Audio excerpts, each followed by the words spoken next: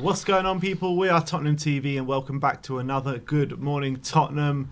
And now it is a time to talk about what happened yesterday. Don't even know where to start, to be honest. Obviously, we got battered at the Emirates yesterday, 3-1. And, you know, we talk about, over the years, Emirates no-shows and not turning up to North London derbies and stuff like that. But yesterday, I think it topped the lot, to be honest. 3-0 down at half-time. I think it topped the lot yesterday because yesterday was an absolute disgrace from every single person. I mean, to be honest, that's not true because I think a couple of people can come up that game holding their head up high, but when it's only like 2 or 3 players... I think it's pretty much Lloris and Skip. Lloris, Skip. I would even put Mora in that bracket as well because I think Mora did try hard. He was trying, but every time he was going forward, he was beating a few men. But there was just no one around him every time. I'd say in the second half, I agree. I don't think he did anything in the first half. I do think Mora was trying. That's in the thing. Second half. I don't think he did anything in the first half. I really don't. I think that in the first half he did get the ball and try beat a few men, but every time he tried, he was completely isolated. He was getting tackled more often than I've ever seen Lucas Moura get tackled yesterday. Yeah. He was getting tackled a lot more. I think in the second half, I agree with you. He was the one picking up the ball, had that shot that hit the bar. He had a few moments where you looked like trying to create something. I don't think in the first half, I think he was just as anonymous as everyone else. I really believe that. But like the players that can come away with that, showing that they were fighting for the badge, I did think you saw signs of him fighting for the badge, like you say in that second half anyway. But even so, Lucas Moura, Ollie Skip, Hugo Lloris, Højbjerg. I mean, Højbjerg...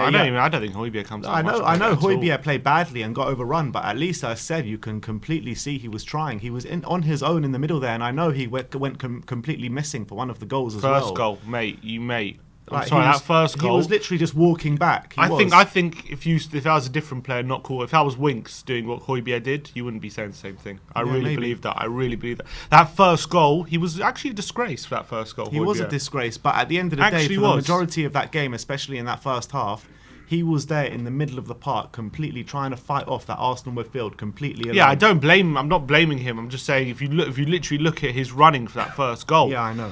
He is nowhere. I know. Nowhere. Our central midfield is non-existent. Ndombele is obviously not helping, but actually Ndombele, in a weird way, he was waiting for, if he was there in case, because obviously Saka is running at Reguilon, and he's actually behind Reguilon in case Saka cuts back on his left foot, and then Ndombele could be there to kind of put a tackle in. Højbjerg was just nowhere. He wasn't marking anyone, wasn't near anyone, just jogging around. He wasn't identifying any danger.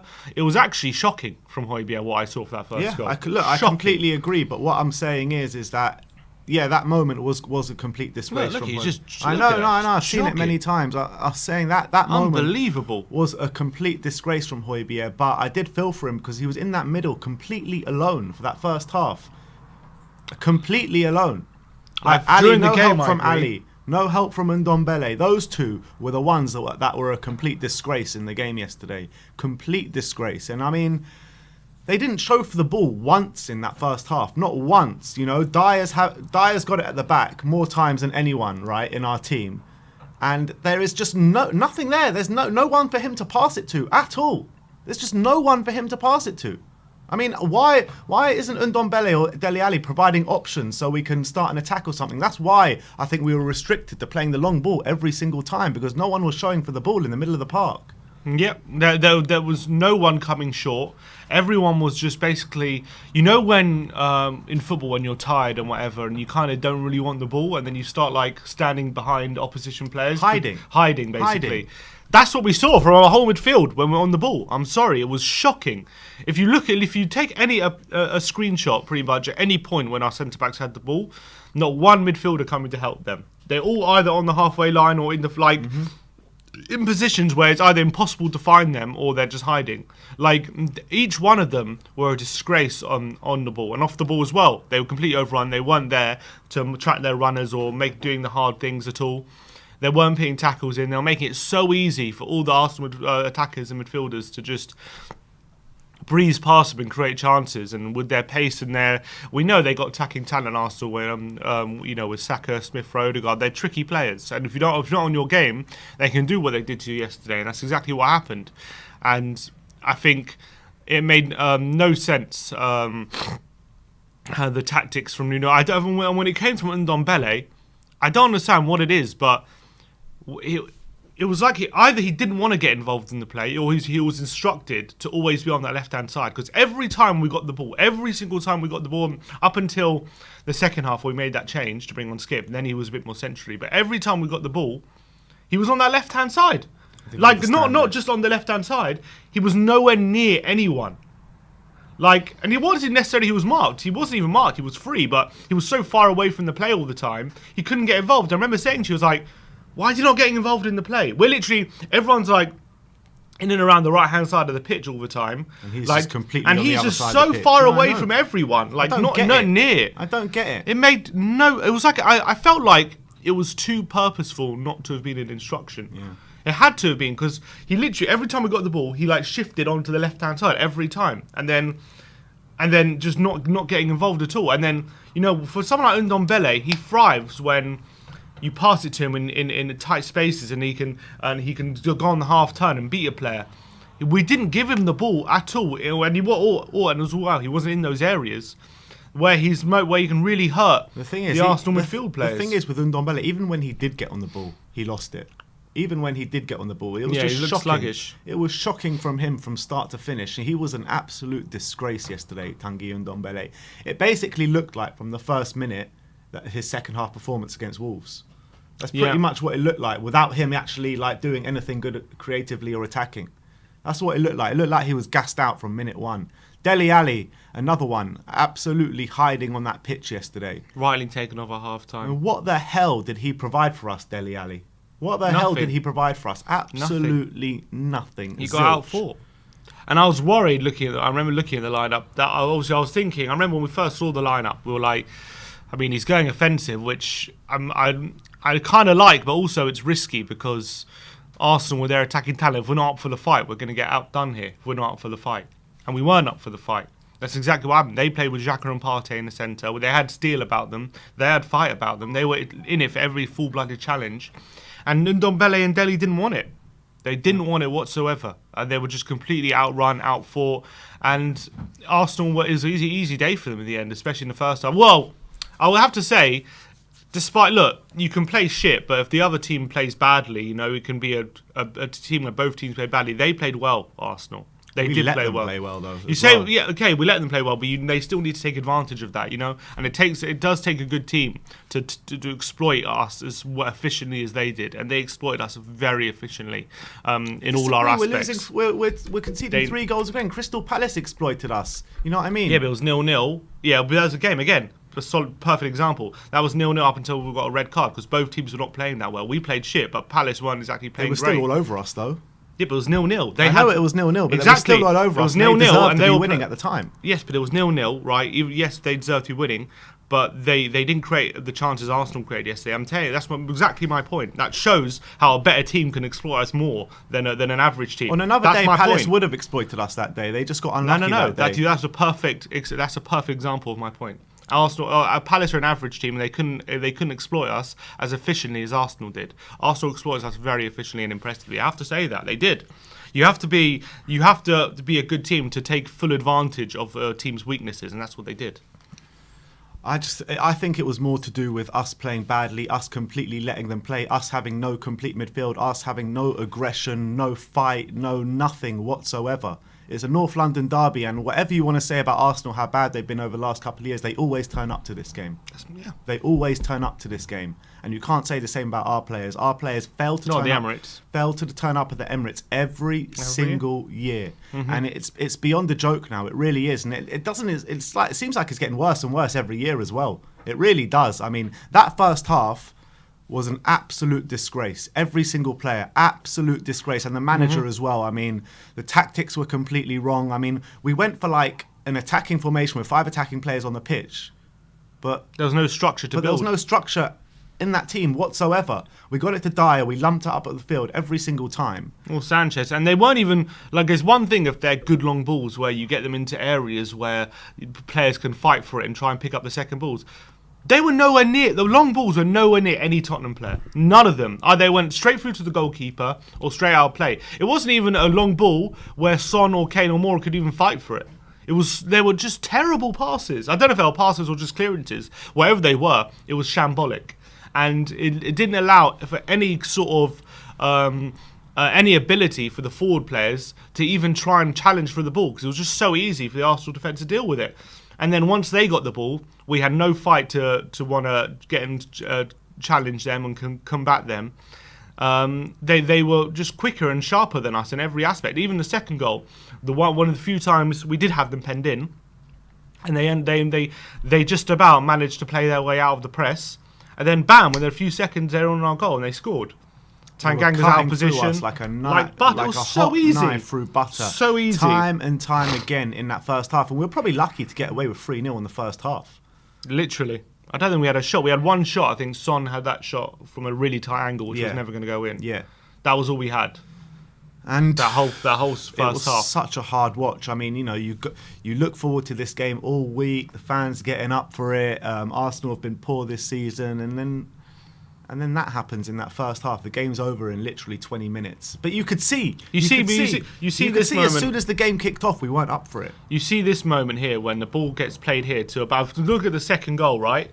The ball gets played to Aubameyang here. I tell you what would have made a difference if Romero was there. Because Romero would be here, stepping in front of Aubameyang. And that's exactly what Sanchez should be doing. But Sanchez lets Aubameyang get the flick on. Tanganga's out of position. Sanchez and Dyer yesterday. Oh, shocking. My dead. Shocking. Oh my days. They showed their true colours yesterday.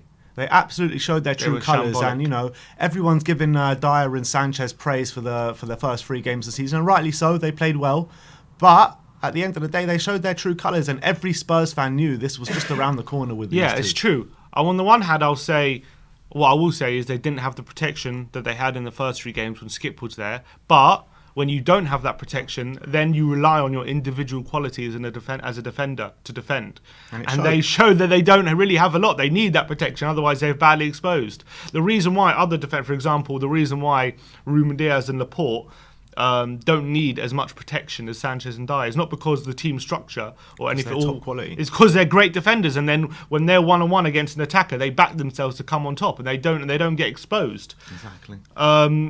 Like Sanchez and Dyer, they need that protection because they're not very good. They're not individually. When it comes up against good quality teams or good quality attackers, they're not up for it. They're not up for it. They get exposed time after time again, way too easily. And it showed again yesterday. Lack of protection, and they got exposed easily. And I got to say, Tanganga, he was bad. He suffered from a seriously lack of composure on the ball when he was on it. He didn't know what to do with it when he got it. He just lumped it forward. He panicked. So many times, his either attempted pass or attempted clearance went straight to an Arsenal player pretty much every time. It was poor, really poor from Jaffa, and he got caught out badly for that second goal. He was in no man's land for that second goal, and really bad. Yeah, really bad. I think those four players and Reguilon as well. Until the second half, the line was shocking, wasn't it? Reguilon, man, there were times where he was letting the ball go past him, and it just went out of play, as if he thought he could let the ball roll past him and run onto it, and he would just go out of play straight away. It was really shocking. Really shocking. I think the players that really hurt me yesterday was Ali, Ndombele, Dyer and Sanchez. I think those 4 for me were just so bad. Just so bad. I think in any game, if they play like that, they're going to get completely exposed. And how mad is it, for the third goal, Kane loses the ball on the edge of this box, because he trips or he's trying to dribble and he's just looking tired and he loses the ball. And then you look at when the goal was scored, who's the one putting the challenge in? Kane, yeah. Where's the midfield? Where are they? Where's Dele, Ndombele and Højbjerg? We're literally, why are we relying on our striker to make a challenge to get the ball back in his own penalty area? I know he gave the ball away, so I think it was good. He should have been doing what he did, which is when he lose the ball, when he was doing what he did, you have to track back and try and make up for it, which I back, right? But he still shouldn't be the closest man to it, to getting the ball back in that situation. There is no midfield. That was the perfect example. It was shambolic from the whole team. And Dyer and Sanchez, they were shit scared of the Arsenal attack. They were backing off until they eventually scored 3 goals in the first half. That's all they were doing yesterday. How many times did you see Dyer and Sanchez just backing off? So many times. Absolute disgrace, man. You can't put these kind of performance in a North London derby. And that's why... In any game, actually. Forget the North London derby. Have some pride about yourselves, man. Just super chat from Tottenham Dan says, we have gone back 20 years after being on the cusp of being a great team. Levy did not invest and keep moving forward. The year we finished second. Yep, I mean, that's just like beating a dead horse at this point. And that's the facts of the matter. That's completely true. And like, everyone likes to go, oh, Nuno out, Nuno this, Nuno that. But ultimately, if you've got an average squad and you're an average manager and your chairman is making average decisions, then this is exactly what's going to happen. You know what I mean? Average managers make average decisions. And I'm sorry, Nuno is an average manager. Yeah, going back to the team selection, Skip had to play. Yeah, I think what his thinking was, this is what I'm just thinking out loud, how Nuno probably was thinking, is that with Højbjerg there, with Dele putting the same effort in, he was putting in, had been putting in all season, and then had the creativity of Ndombele. He probably thought we could combat Partey and Xhaka with Højbjerg and Dele, and then Ndombele could, if Odegaard wasn't going to do the pressing on Ndombele could have a bit of a free role. But it did not turn out like that see how whatsoever. Skip played in Molineux last week. I didn't understand. We knew that if Skip was going to play this game, he was going to put in full-blooded challenges and have that passion to fight with every bit of energy he had. And as well with Dele, as much as he's been putting in good work, he's not the player you want to rely on to put in those challenges. There's a difference between putting in tackles and really having that fight. And he doesn't have that fight to go up against a Partey or a Xhaka, Dele. Even if he goes at 100%, he will. If Xhaka or Partey are 100%, he's going to lose out because he's not as strong as Partey or Xhaka. He doesn't have that level of aggression that Partey and Xhaka have. Even at 100%, he doesn't have that. So that's why we need someone like Skip who would be able to combat in the centre, would give us more protection, and he would give us that ability to compete in the middle. We just didn't compete in the middle whatsoever, and it showed in the. I know Arsenal dropped off in the second half because they're 3-0 up, but still, it showed in the second half. Just a few full-blooded challenges from Skippy, a bit of protection, and all of a sudden we had a bit of control in the game. You know, if you pressurise that Arsenal team, if you're aggressive with them, if you kind of, put some pride into the game, put some pride in your performance. If you're that aggressive with them, the way you should be in a North London derby, you're going to put pressure on them, and then, something might be able to happen. But if you go in like we did, this is like losing from the beginning, pretty much. Got on that pitch and we lost before we went out there. That's what it felt like. And you could see from the first few minutes the way we started the game, the way they started the game, what was going to happen, how the game was going to unravel. Yeah, we're getting in time and time on the sides, and we had nothing straight away. Tomiyasu, absolutely brilliant. Dominated. He completely had Son in his back pocket pretty much all game. Dominated. Pretty much. Thomas Partey, he dominated that midfield, and we were saying, we needed to dominate this midfield if we're going to get anything out of this game. And that was where it was won and lost. I think that midfield primarily. It was. I think there were other issues, but I think primarily that midfield battle was the biggest cause of how shite we were. Yeah. I think if we win that midfield battle, I'm not saying we would have won, but we would have been in the game, and we could have won or lost, but it would have been a tighter game. At the end of the day, yeah, it's not about like winning, losing, drawing, whatever. Like, you can play well, you can put heart in it, and you can lose a game, which is fair enough. Which obviously I mind against Arsenal, but I can kind of accept it. When we put in that kind of performance at the Emirates and we get battered like that, I just can't accept that. I cannot accept that. It's just nowhere near good enough. You cannot lose to Arsenal, go onto that pitch without putting in 1 ounce of effort. Sorry, going 3-0 down at half-time, you can't accept that. You can't accept being 3-0 down at half-time. I mean, come on. It's a North London derby. You want to be in the game. You want to see your team. We didn't play against Arsenal yesterday. We just folded against Arsenal yesterday. There was no game. A game infers that there's two sides looking involved in a game of football. That wasn't what happened yesterday. That wasn't an equally contested game of football. It was just one team coming out and bullying the other. That was it. It was shocking. It was shocking. It was like we were a relegation candidate team, honestly, yesterday. We played like we were Norwich. Yeah, we did. And Norwich actually got a better result. Norwich did get a better result than Arsenal. And so did Burnley. You know what I mean? Two teams that haven't won all season. Yeah. Like literally the two worst teams in the Premier League right now. And it's absolutely shocking. It's absolutely shocking. I was completely lost for words last night. I didn't know what to say. I didn't know where to put myself. I mean, it's embarrassing. It's completely And embarrassing. the way, That's what it the is. way the Arsenal fans singing back the chant that our Spurs fans were singing at Beginning of the Palace season, game. yeah. Just goes to show how quickly things have swung. They've won their next 3 games. We lost our next 3 games, and now we're in turmoil. Not only have we lost them, we've been battered. Yeah. 3-0, 3-0, 3-1. In 3 London derbies. In 3 London derbies, we lacked fight in all of them, pretty much, except for the first half against Chelsea. That was the only time. Trying to pick out. Let's go through the positives, and that's it. I think. I think the positives I think that's are all the positives. that if Harry Kane would have scored that dink, I think we actually could have got back in the game. I would say in the second half, look, if we're taking our emotional hat about being 3-0 down at half time and about how shite that first half was, which was, I don't think you can get much lower than that in terms of football. But take that aside. It's very hard to take that aside. It is very hard. We've literally been through that for about 20 minutes now, so I want to stop talking about the first half because I want to somehow etch that out of my mind. I don't know if you can do that, but that's going to be burned in my mind forever. But if we take that second half in isolation, bring on Skip, and who else came on? Emerson came on in the second half. They both added positively I to think the team. they added. I still think Arsenal. I would say I don't think we were necessarily the better side in the second half. It was probably just more of an even game in the second half, which we got a goal. Arsenal didn't get a goal. They did have a few chances. They didn't score. Lloris made a few good saves. We had a bit more control of the game. Not control ahead of Arsenal, just control more than the first half in that second half. Skip added a bit more bite, added a bit more aggression, actually made some challenges, which no one was doing in the first half. Emerson actually felt so refreshing to just see a midfielder put a challenge in. Yeah. That's how much we were starved in that first half. Emerson seemed a lot more comfortable on the ball than Tanganga did in that second half. We actually started to build some attacks on the wings when Emerson was there. He was able to get some crosses in the box. He was able to actually hold possession in the final third, which Tanganga was. I actually think he was a bit exposed yesterday, to be honest, Tanganga, unfortunately. But we'll get onto that in a minute.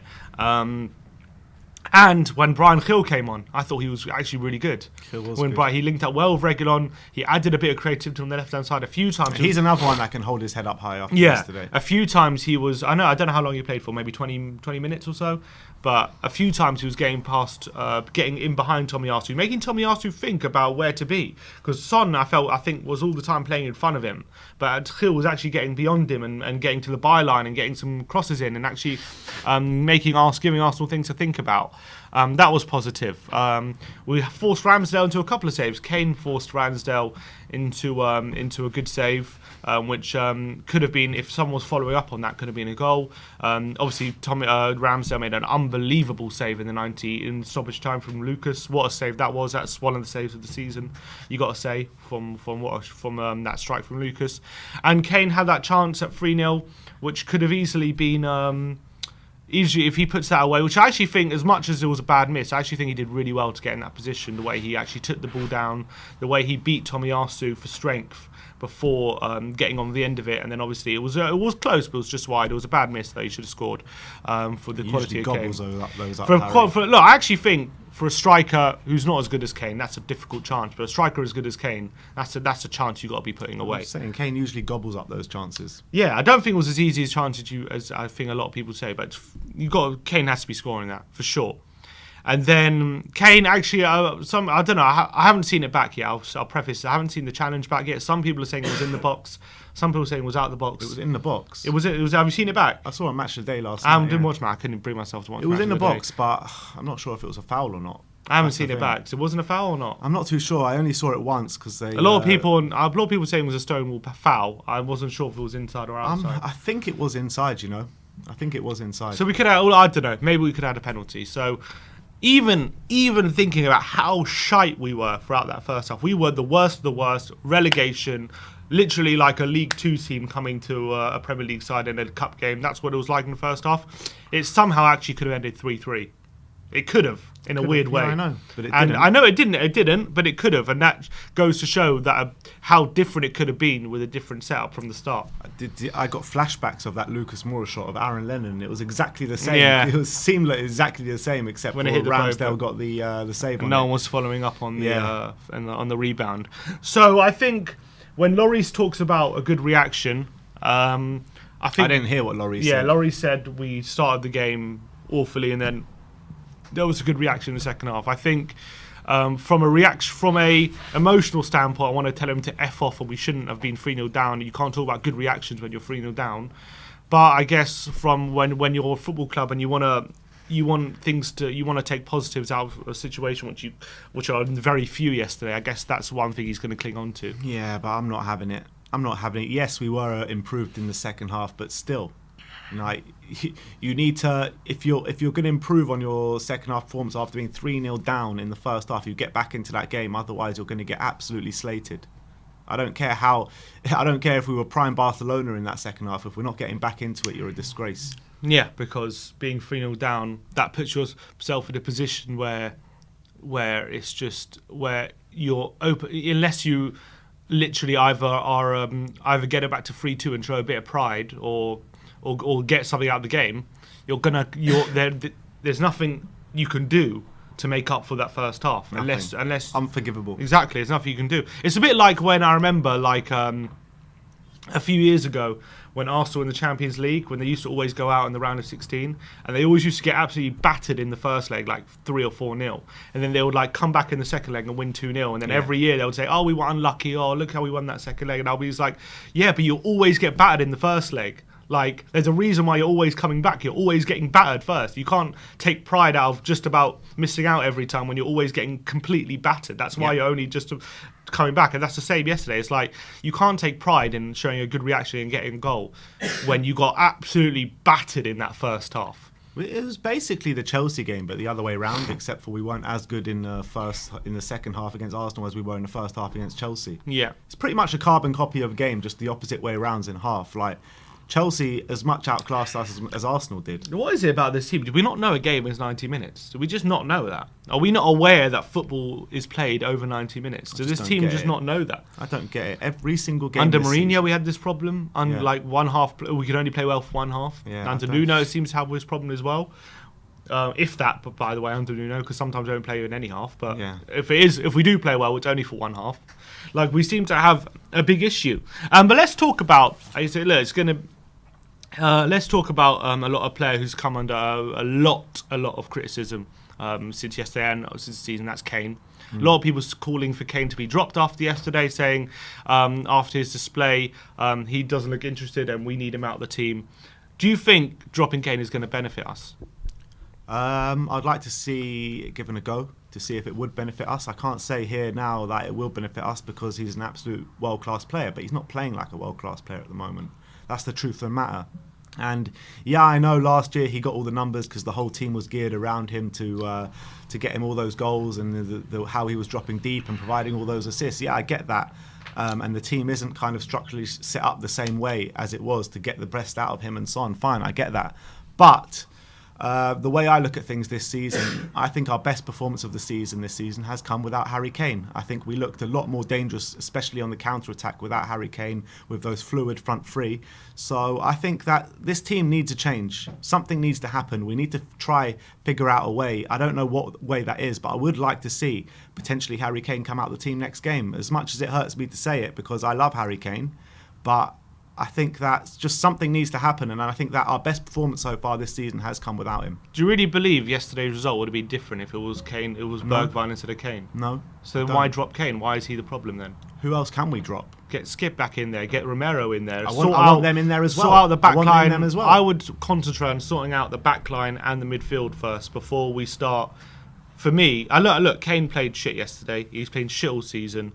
I'm not happy with what I'm seeing from Harry Kane, but I'm not happy with what I'm seeing from the team structural from a first point. I would rather try and keep Kane in the team and improve the structure of the team by getting the balance of the defence and midfield right, rather than thinking that Kane is the main problem, so we need to drop Kane. I don't think he's the main problem. He's still a problem, though. Yeah, but a lot of players are a problem. Mm-hmm. And the thing is, the biggest problem at the moment is Tanguy Ndombele, because we can't seem to attack without him. And when he's in the team, he's the biggest liability. With him. Yeah. So that's the biggest problem for me, is Tanguy Ndombele. Because that situation, how the hell are we supposed to work around this situation where we're an absolute liability with him in the team, but again, without him in the team, we can't create a chance. Get him with the protection. That's what we said before the game. Give him Skip and Højbjerg to protect him, not Dele. Dele is not going to protect Ndombele. Was never going to happen. Dele can put all the pressures he wants. He can put all the tackles he wants. He's not going to protect Ndombele. That's not his role. That's not Dele Alli. That's never going to be his role. He's never going to be the best in the league at that. And that's just reality. He's never going to be a top 4 challenging centre mid where he can be that player who can cover, who can work for the team and be the player who covers other players. It was never going to happen, and that's what we saw yesterday. But in terms of Harry Kane, I'm just saying, our best performance was against Man City, and we played really well in that game. But then we played against Wolves the next game, and I know we won, but we were shite. We were terrible. It's not like we played well without Kane in that game either. No. So I don't. And then obviously Kane came in against Watford and we won 1-0, and that was also a game where we didn't play that well, but we had a bit of control. And then it's been horrific ever since. I just feel like if we were to drop Kane, and if we were to drop Kane for next game, I just think we're identifying the wrong solution to the problem with the team. I think that's the wrong solution. I think there are.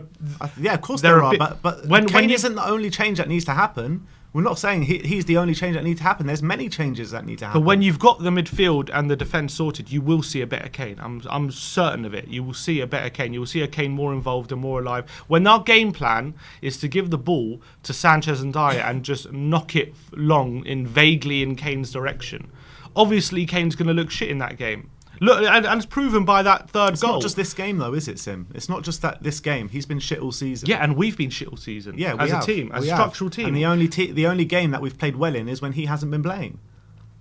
I think against Watford, you could argue we were the better team. Yeah, we were the better team against one of the worst teams in the league. Yeah, Great. But we won, and we were the better team. So, we had control, and that's. We probably deserved to win that game. That was not a good performance. Come on, we still deserved to win. Yeah, we did. So, whatever. That was. When you're comparing that to the Man City game, come on, it's night and day. Yeah, but then with the next game, we played the same team, and against Wolves, as I say, we were terrible. So it's not like there's proof that we're guaranteed to play well without Kane. Yeah, but Wolves have been doing that to all teams they've played this season, pretty much dominating them and losing 1-0. They did it to Manchester United. Yeah, but they also got beaten by Brentford. You know what I mean? They did, but they did it to Manchester United. It was basically a carbon copy game of what we did. Yeah. I don't know. I just feel like Wolves are not a bad team. I feel like what's going to happen is we're going to. Well, look, I'm assuming. Look, we know Spurs probably aren't going to drop Kane anyway. But I think if we were to drop Kane, I feel like what's going to happen is we would start. If we do start to get the midfield and defence right, then we're going to have a lack. By the way, yeah, then we're going to have a lack of firepower up front if there's no Kane there. I really believe that. We look sharper against Man City, I'll give you that, against a team who leave a lot of space in behind. But against other teams, I feel like it won't be the solution. It won't be the solution everyone's thinking of. And I think we still. I think Kane yesterday, as much as we want to criticise him, which is fair, he still had that shot that Ramsey had to save. He still got that chance which he missed. He could have got a penalty. He was the only one fighting back for that ball for the third goal, looking to get the ball back when no one else would. I just don't see a player who's not trying at all, like people are saying. He wasn't involved, it's true. I think he had the third least touches, and that's not what we expect from Harry Kane. That's not what we expect from Harry Kane. I expect a lot more from him. But I think the structural issues are bigger than Harry Kane himself, and that's what we will have to focus on sorting before we start saying Kane needs to leave the team. I think if we get the structure right, we'll see a better Kane, rather than saying we need to get rid of Kane and then get the structure right. I think it's the other way around. I get that, but I think that I think a lot of people are looking for an easy scapegoat. Not you personally. I think a lot of people I'm seeing. Do you think people are using Kane as a scapegoat right now? Yeah, because I think people are. I've seen people saying take Kane out and we'll look a lot better, and I just don't believe that. I really don't. I think the only way to try that, the only way to see that is to try it. No, it's not. Yeah, because the only way to see that is think yesterday, right? Take Kane out and put Bergwijn in, and we're still lumping balls forward. Is that going to conduce to us creating chances? No, but look, on the counter-attack, we'll be so much more faster, so much more fluid. What counters did we get?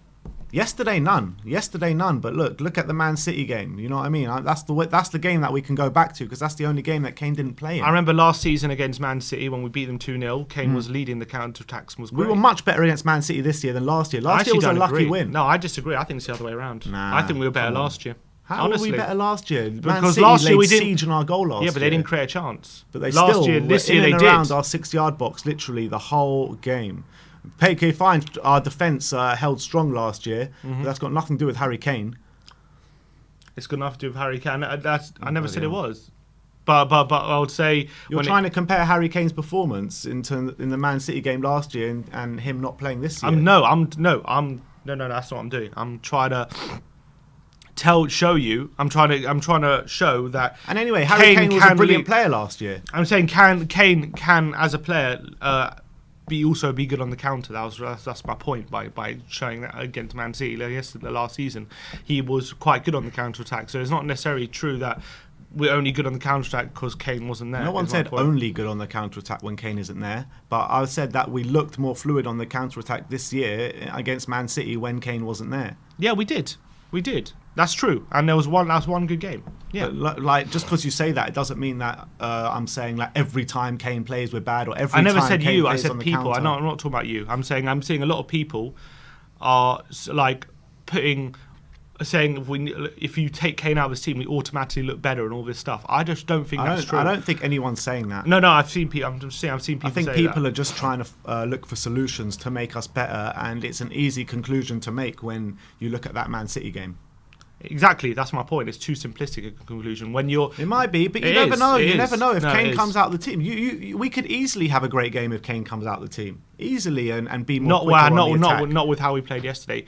We didn't. The biggest problem yesterday. The way we played yesterday, of course, it was nothing to do with Harry Kane. Exactly. Thank you. That's all I want. I don't think that wasn't to do with Harry Kane yesterday. It wasn't to do with Harry Kane, but you can still see that he's not anywhere near. He's a shadow of his old self. Yeah, he's a shadow of his old self, and that's why people are saying get Kane out of the team at least for one game just to see how it goes.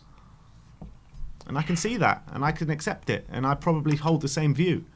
I don't. I think we'll be cutting off our nose to spite our face if we take out Kane. I think we'll drop Kane and we'll look just as bad, and then he'll come straight back in. That's what I think. Could be. That could easily happen, but at least try something. You know what I mean? Try something. Rish, we got a few super chats to get through. Rish is saying Nuno logic: play some creative midfielders, only to lob straight over them for the entire 90 minutes. Do you think that was actually Nuno's plan, like to get the ball to Dyer and Sanchez and to lob it forward for 90 minutes? No, because I can't. Of course it wasn't. People are saying like, this was Nuno's tactic to lump the ball forward for 90 minutes. I do not believe that for a second. For me, with the players that he played in that team yesterday, it was clear that we wanted to play football yesterday. With Ndombele in there, with Dele Alli in there. The reason why we didn't, and the reason why we kept lumping it forward, because Ndombele and Ali kept hiding in that midfield. That's the reason why we kept lumping it forward. There was no one, and Højbjerg as well. He wasn't coming short for it. Occasionally he did, but there was no movement. You have to be brave in these games. When you got the opposition pressing you, you have to be brave, and you got to want the ball even if you're under pressure. And that should be Ndombele's forte. That should be his game, but he wasn't interested. And Dele Alli as well wasn't interested at all in wanting the ball under pressure. And that's what the best players, the best teams do. They demand the ball under pressure. They back themselves to on the half turn to beat a player and move the ball, progress the ball forward. And our midfield either didn't back themselves or weren't good enough to do it. And that's just the reality of the situation. And that's what our number one problem was. Non-existent on and off the ball. And that's why it was so easy for Arsenal to play. Maria Williams with the super chat saying, if it was any other playing how Kane did or is, you would say drop him. No player should be guaranteed, especially if he isn't playing well. And I agree with that. I completely agree with that. I don't know. I think if it was another player who got that chance that Kane did, who had a shot that forced Ramsdale to and could have had a penalty, I don't think if that was a different striker, you would probably say, we tried a few things and didn't come off for him. I don't think you'd be saying he should be dropped. I honestly don't think that. I think it's because it's Kane, you're saying he should be dropped, actually. I think it's the other way around. Danny Heatley saying Nuno set us up completely wrong versus Arsenal. Wrong tactics and wrong player selection. Nuno seems to be lack of Tottenham passion. Daniel Parsnip saying Levy's priorities were really shown this weekend, showing off our incredible stadium on Saturday for the AJ boxing fight, then losing badly the next day. You think AJ had was too much Spurs around him? Just, that's probably why he lost the fight.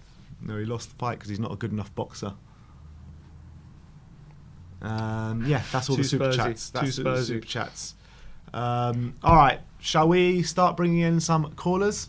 Yeah, let's do it.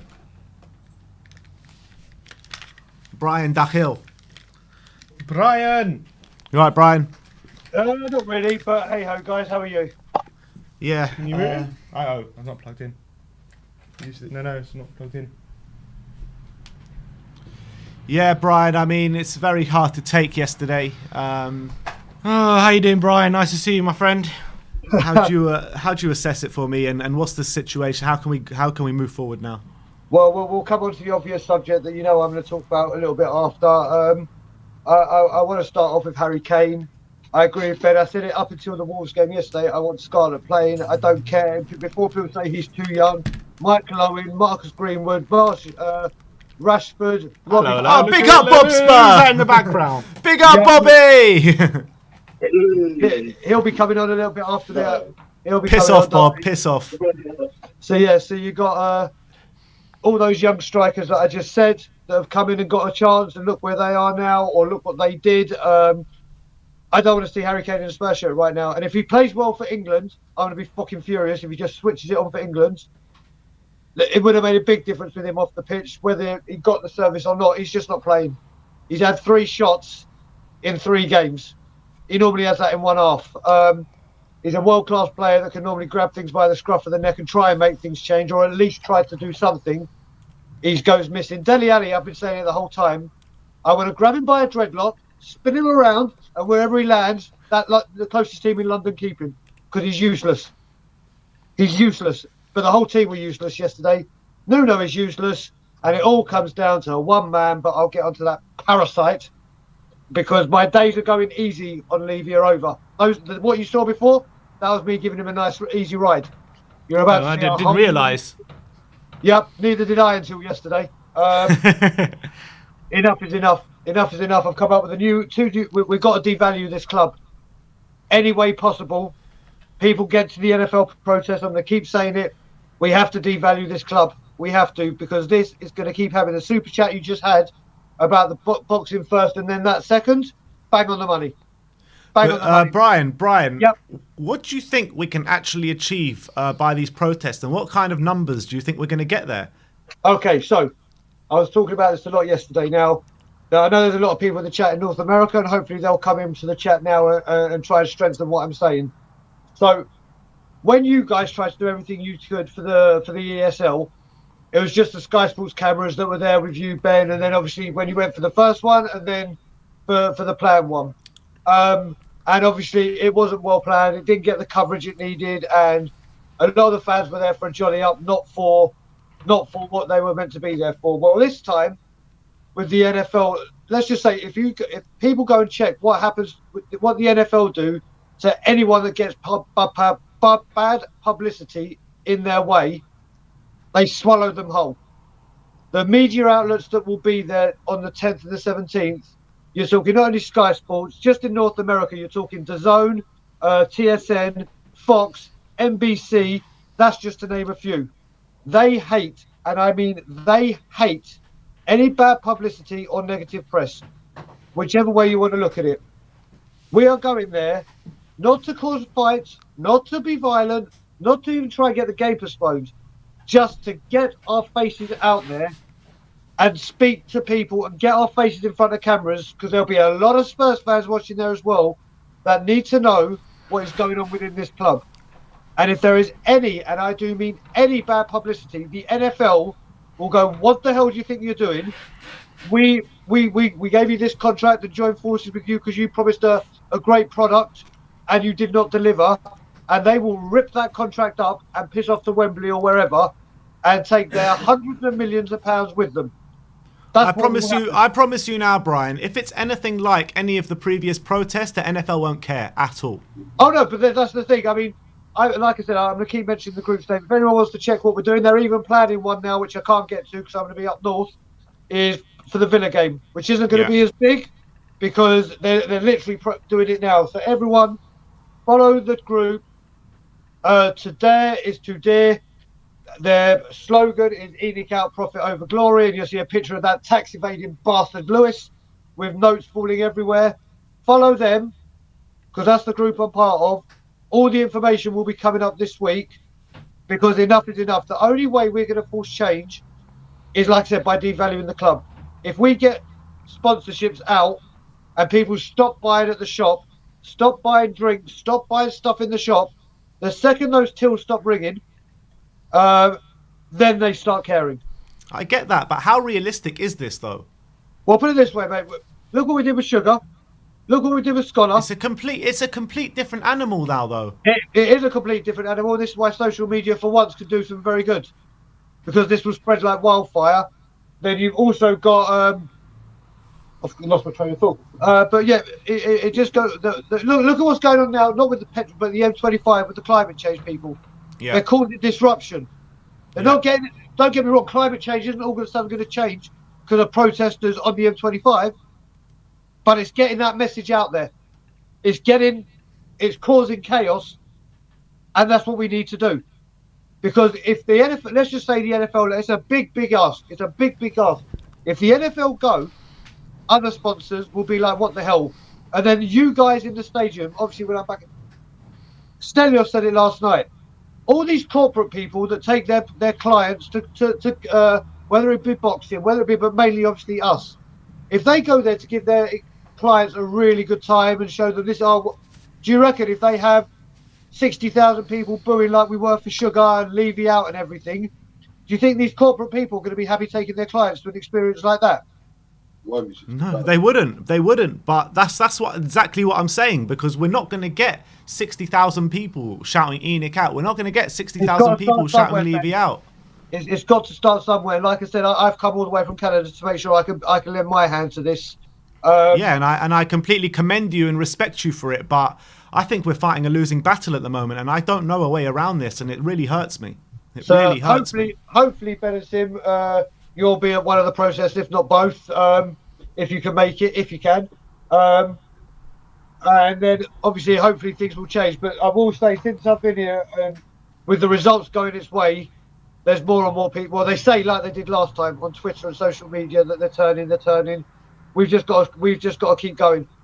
That last protest, Brian, everyone on Twitter was like, yeah, I'm going to be there. Yep. We're going to be there in numbers. I mean, I'm sick of it. I'm absolutely sick of it, because everyone is all fucking mouth and no one's actually taking action to do anything. And that is why this fan base is a complete joke, and that's why we're never going to get anywhere.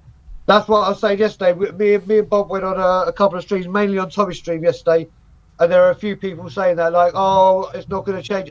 With that attitude, and as I said as well, the thing with this protest as well is it's not about, yes, we'd love big numbers. Don't get me wrong, we would love big numbers like a 1,000 plus, whatever. But if it's going to be 500 of them just there for a happy day and to sing Musa Sissoko and all that, do not come. It's quality. Exactly. It's quality over quantity. If you want change, or if you're happy with 20 years of this, and by the way, do you know yesterday was the first time we'd lost by 3 clear goals in 3 straight games in the league since 2003. And who was that? Whose fault was that? AVB, Nuno, Poch, the players, or was it the common denominator that's been here the whole time? It's staring people in the face. And if you're coming just to have Mr. Sissoko or to have a few beers, do not come. We don't want you there. We want people like myself, like Bob Spur, like the other people, like Stelios, that are sick to the back teeth of this shit and want our football club back. And when that's the thing, it's strength in numbers, Brian. If it's just me, you, Stelios and Sim hanging around outside the stadium, they're just going to laugh at us. I can personally guarantee you that it's a lot more than that. How many? How many? Is it going to be, 100 maximum, literally? Oh, no, it's going to be more than that. I hope you're right, man. I really do. I am right. I hope right. So. I wouldn't be saying this stuff. And the thing is, obviously, you've known from the very beginning when I've been on this show that I've been banned. I've not changed my tune with this situation. And as you saw, when you did your 20-year one, and I went absolutely apoplectic, I got a lot of slating for my views on Levy. I don't know what I'm getting right now. Who knows?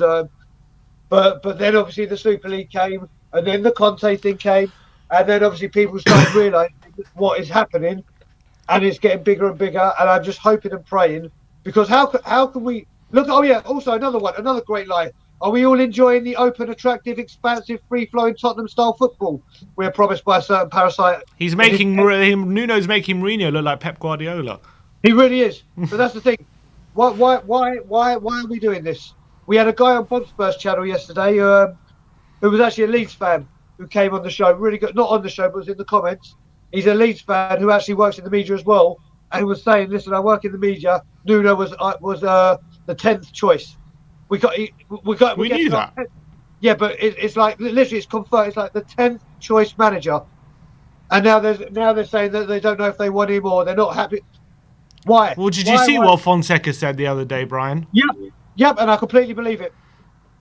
Yeah, he said the Spurs pulled the plug because Paratici didn't agree with his free-flowing style of football. Mate, I believe everything that comes around that's associated with Daniel Levy having anything to do with it, it's true. Tomiyasu, we've done good there, haven't we? Done really Emerson good there for $3 million. It's pathetic. We paid more. I think we paid more for Emerson than they paid for Tomiyasu. But I'm saying we couldn't get him over $2 million. That's what we were haggling over, and the deal was stalling over. All summer we were $2 million valuation apart. Yeah, that's it. And then we go and find them more money to bid for blooming Emerson. Yeah. How does that make sense? Look, Only it's very. Should start. Why he had to start? You have to start in that game. It's ridiculous. But listen, like I said, I'm going to let Bob speak for a bit because I'm going to get very, very volatile. So yeah, like I said, devalue the club, get this parasite out, NFL protests. You make it sound so easy, Brian. I wish it was. I wish it was. Mate, do you know what? I was saying yesterday, it's like Martin Luther King. This is my dream. I have a dream. I have a mission. Well, Brian, can I, there's reports coming out over the past few days saying that Daniel Levy, there were actually people interested in buying Tottenham. Yep. But Daniel Levy put the price at $3.5 billion, and he wants 25 million a year stadium rights. Now, who is coming in and buying Spurs for $3.5 billion? Who's doing that? So, if you get the NFL pissed off, let's just say, I'm just saying this in a oh my God, my dreams are coming true. If the NFL pull the plug, that devalues it. Fuck that value straight away. If the NFL go, other people go. Please God, sell Harry Kane in January. Sorry, you sell your star asset, that devalues the club. People stop buying stuff in the shop, devalues the club. Brian, you're one step away from just literally torching the stadium. Mate, that I'm obviously not going to say. That I'm not going to. Don't put ideas in my head. That's what I'll say. I promised my wife I wouldn't do anything stupid, so I think that ranked up in the high stupidity meter. But yeah, honestly, if you say $3.5 billion, if the NFL pull out, they ain't gonna lose. Look, they're not gonna lose. Look, first of all, we're not gonna get the NFL to pull out. Not a chance in hell. Honestly, are we getting the NFL to pull out? You don't. Honestly, guys, you have to understand. I hope some North American people are speaking in the chat. And if you Google anything, any kind of thing that protest or anything that's gone against the NFL or sponsors of the NFL, and you watch what's happened to them, goodbye. See you later. Ta-da. Done with. They will hate, especially that they're trying to get their game to a worldwide audience. This isn't about the NFL are using Tottenham to big up their European, big up their franchise, get it more publicity around the world. Anything negative, if that game gets a little bit postponed, or every cameras they're going and there's fans trying to get in and there's Levy out banners everywhere and people they will get involved. They'll be like, you promised us something and this is not what we were promised. You're failing to deliver. I disagree. If it depends. If it's in the stadium, then maybe. But if that means that requires us buying tickets for the game and getting in. If it's outside the stadium, there's a packed house at the NFL, 60,000 people. Regardless of how many people outside, it won't make a difference. You'll be surprised how many Americans will send emails or tweets or whatever to the NFL saying enjoyed inside the game, but outside the protest or whatever, I found they are all about. You have not honestly. I can't put it into a big enough statement of what publicity and anything that spoils their experience will do. The only way, Brian, the only way I can see this actually making a difference is if we get an unbelievable amount of numbers there. That's the only way. So that is what we are trying to do. And I will be on every single channel imaginable trying to pick this up. And then and let's just hope. But I know there will be good numbers. That's one thing I do know, and I'll put my reputation on it. Not that I've really got one apart from being a Levy outer. But yeah. But we got a super chat here from Sai. Let me just read it out. And he says, like the climate protest, a schedule needs to be made repetitive and consistent, organised several days in advance, preferably on match days as well. I mean, what would you say to that? Well, like I said, you check the group I mentioned, which is To Dare is To Dare. They're already trying to plan something for Villa. I don't know how big that'll be because it's so off the cuff. But where they always will meet is opposite the club shop where all the Levy out banners are. So check that out. But check out the Twitter handle all week because they will be doing stuff. Let me just, whilst I'm quickly doing, let me just get it so you can see what it looks like if anyone's looking for it. Come down, Bob. Spend time with Brian Daigle, Bob. You're a calming influence, Bob. Thanks for that, Bob. Thanks for that, brother. No. I think what it is. You're right, Ben. I mean, sorry. Let me just show people. That's what they look. They've changed their logo. That is what the Twitter handle is. That's what their page looks like. Just keep an eye on that group because this is where it's all happening. So we actually sat by the guys, Billy and people like that who run the group. We sat by them at Arsenal. We sat by them at Crystal Palace as well. So we know them, and yeah, they're good guys, and they are trying to fight the good fight at the moment. But you're right, Ben. I mean, we were there on all three of us were there on the last protest. I won't take you long because I know there's loads of people waiting. But I'm a bit like you. I'm a bit disheartened. I'm not expecting too many numbers. But I suppose if we gave up now, what's the point? I suppose the only thing we can do is try and then try again until there is. It's far-fetched. I agree with you, Sim. It's so far-fetched, mate. A big corporate, a big organisation, a big corporate standing as they're an absolute machine, Enoch. Right now, they're an absolute machine. They are. But bad publicity can be good publicity for us. And like I say, mate, the only thing we can do is try. But where we are at the moment, I think you mentioned it before, and I've been saying it for the last couple of weeks. You get we've gone from second best team in Europe, Poch being linked with a Conte to a mediocre manager who's been in charge of a mediocre team. Why should we expect anything more? We shouldn't. At the end of the day, you look at it, right? You look at it and you look at the protests and the numbers that we've pulled up about Enoch out and all that kind of stuff. Arsenal, they did a couple of protests against the Cronkies. They got absolutely crazy amount of numbers there. The Emirates was absolutely surrounded by fans. There were thousands of people there, right? It didn't exactly get them to where they wanted to be either. Like, they still got the Cronkies there. They were always going to get that money after the Super League. No, it's about not giving up. We can try again. But there's so much. I mean, even this morning, there's people on Twitter and streams apologising and being apologetic, accepting that there's a rebuild. We can't expect everyone to see our point of view. Of course, we can't. We need a build, not a rebuild. We were needing a build since the Poch era. But I don't know where we go. I'm disheartened, disillusioned. But if there's a slight inkling of something that we could potentially do to change things, I'm still in the camp of a reform. Get them to change the way of thinking. Not completely Enoch's strategy out, Enoch's way of running the club out.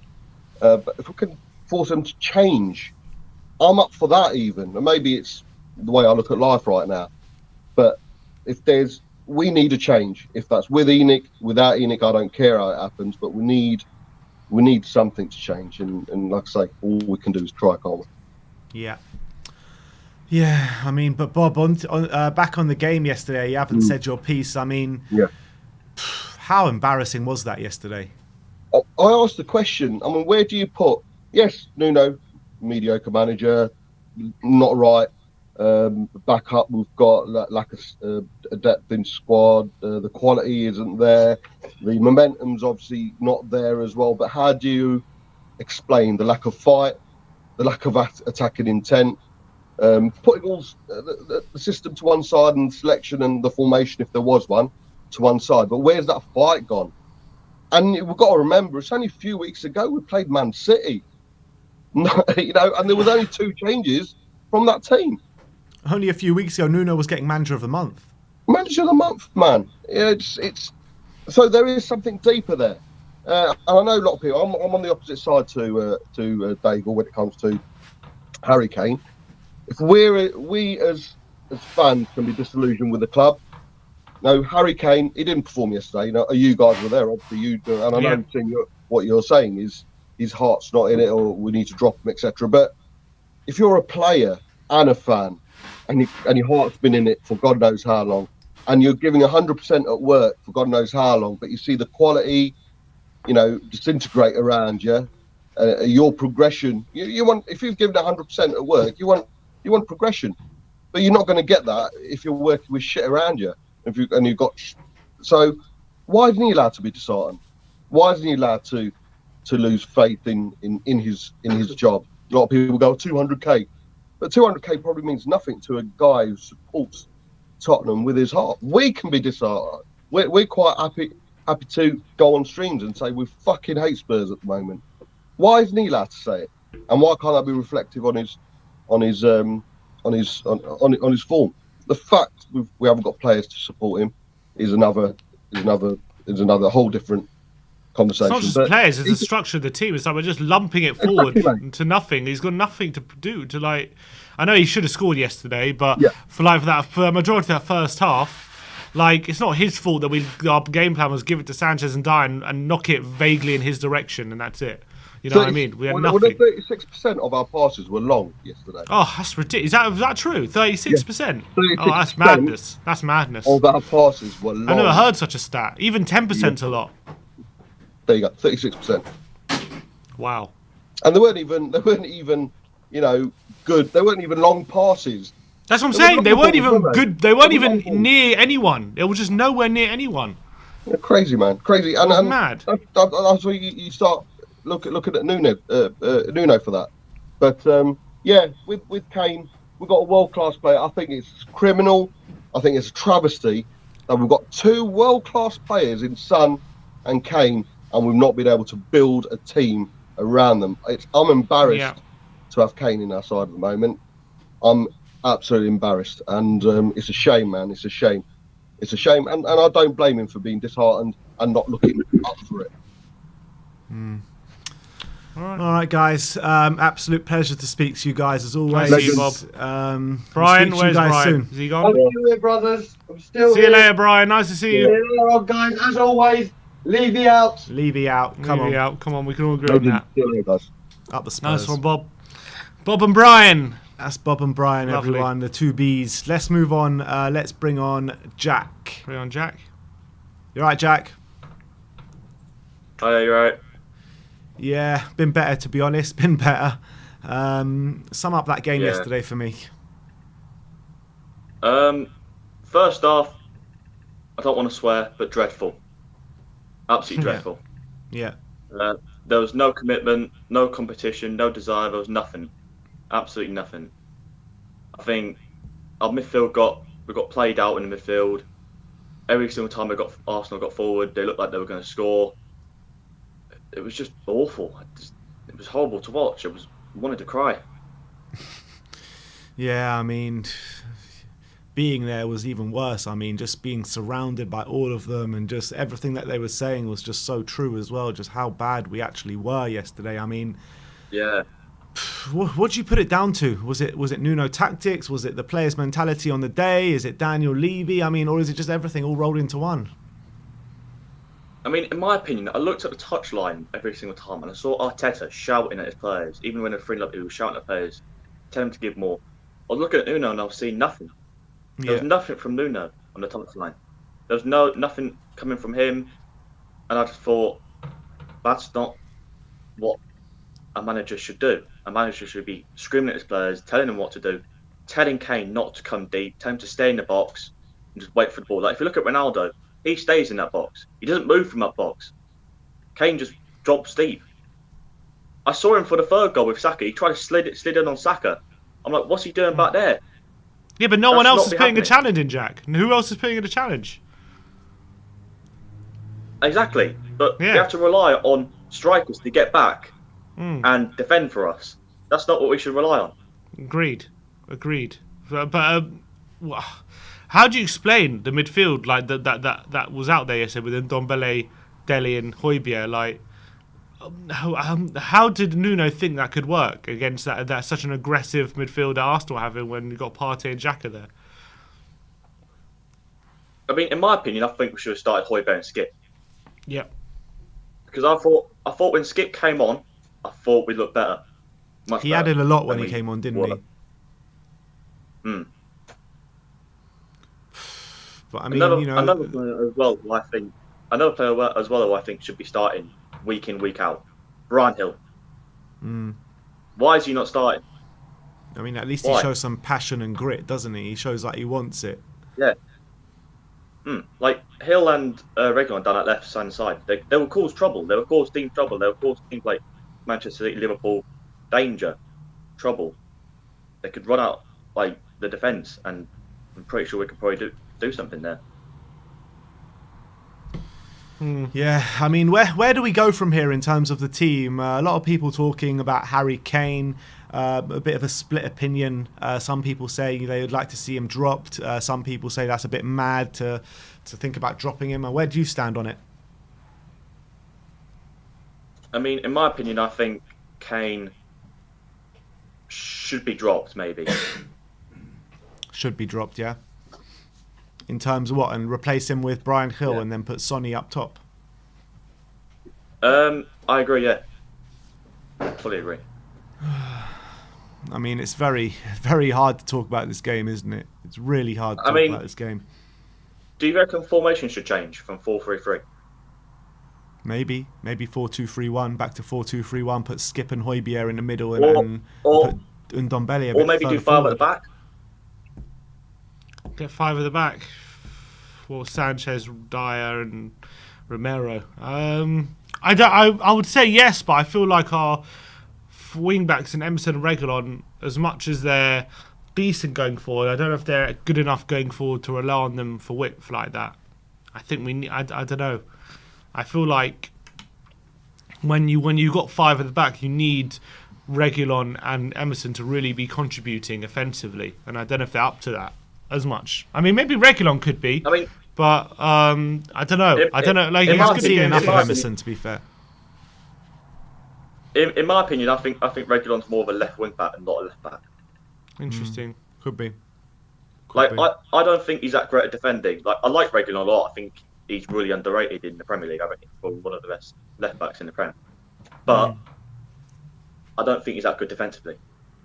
Yeah. I just don't know where to go. It's very, very difficult. To lose a North London derby like that is just probably the lowest of the low. It really is. But Jack, thank you. Another thing as well. Go on. Another thing as well is I think Ryan Mason deserves to stay. I think he deserved to stay. I'm going back to Mason? that because I thought Ryan Mason, when he came in, we looked attacking. We didn't look defensively.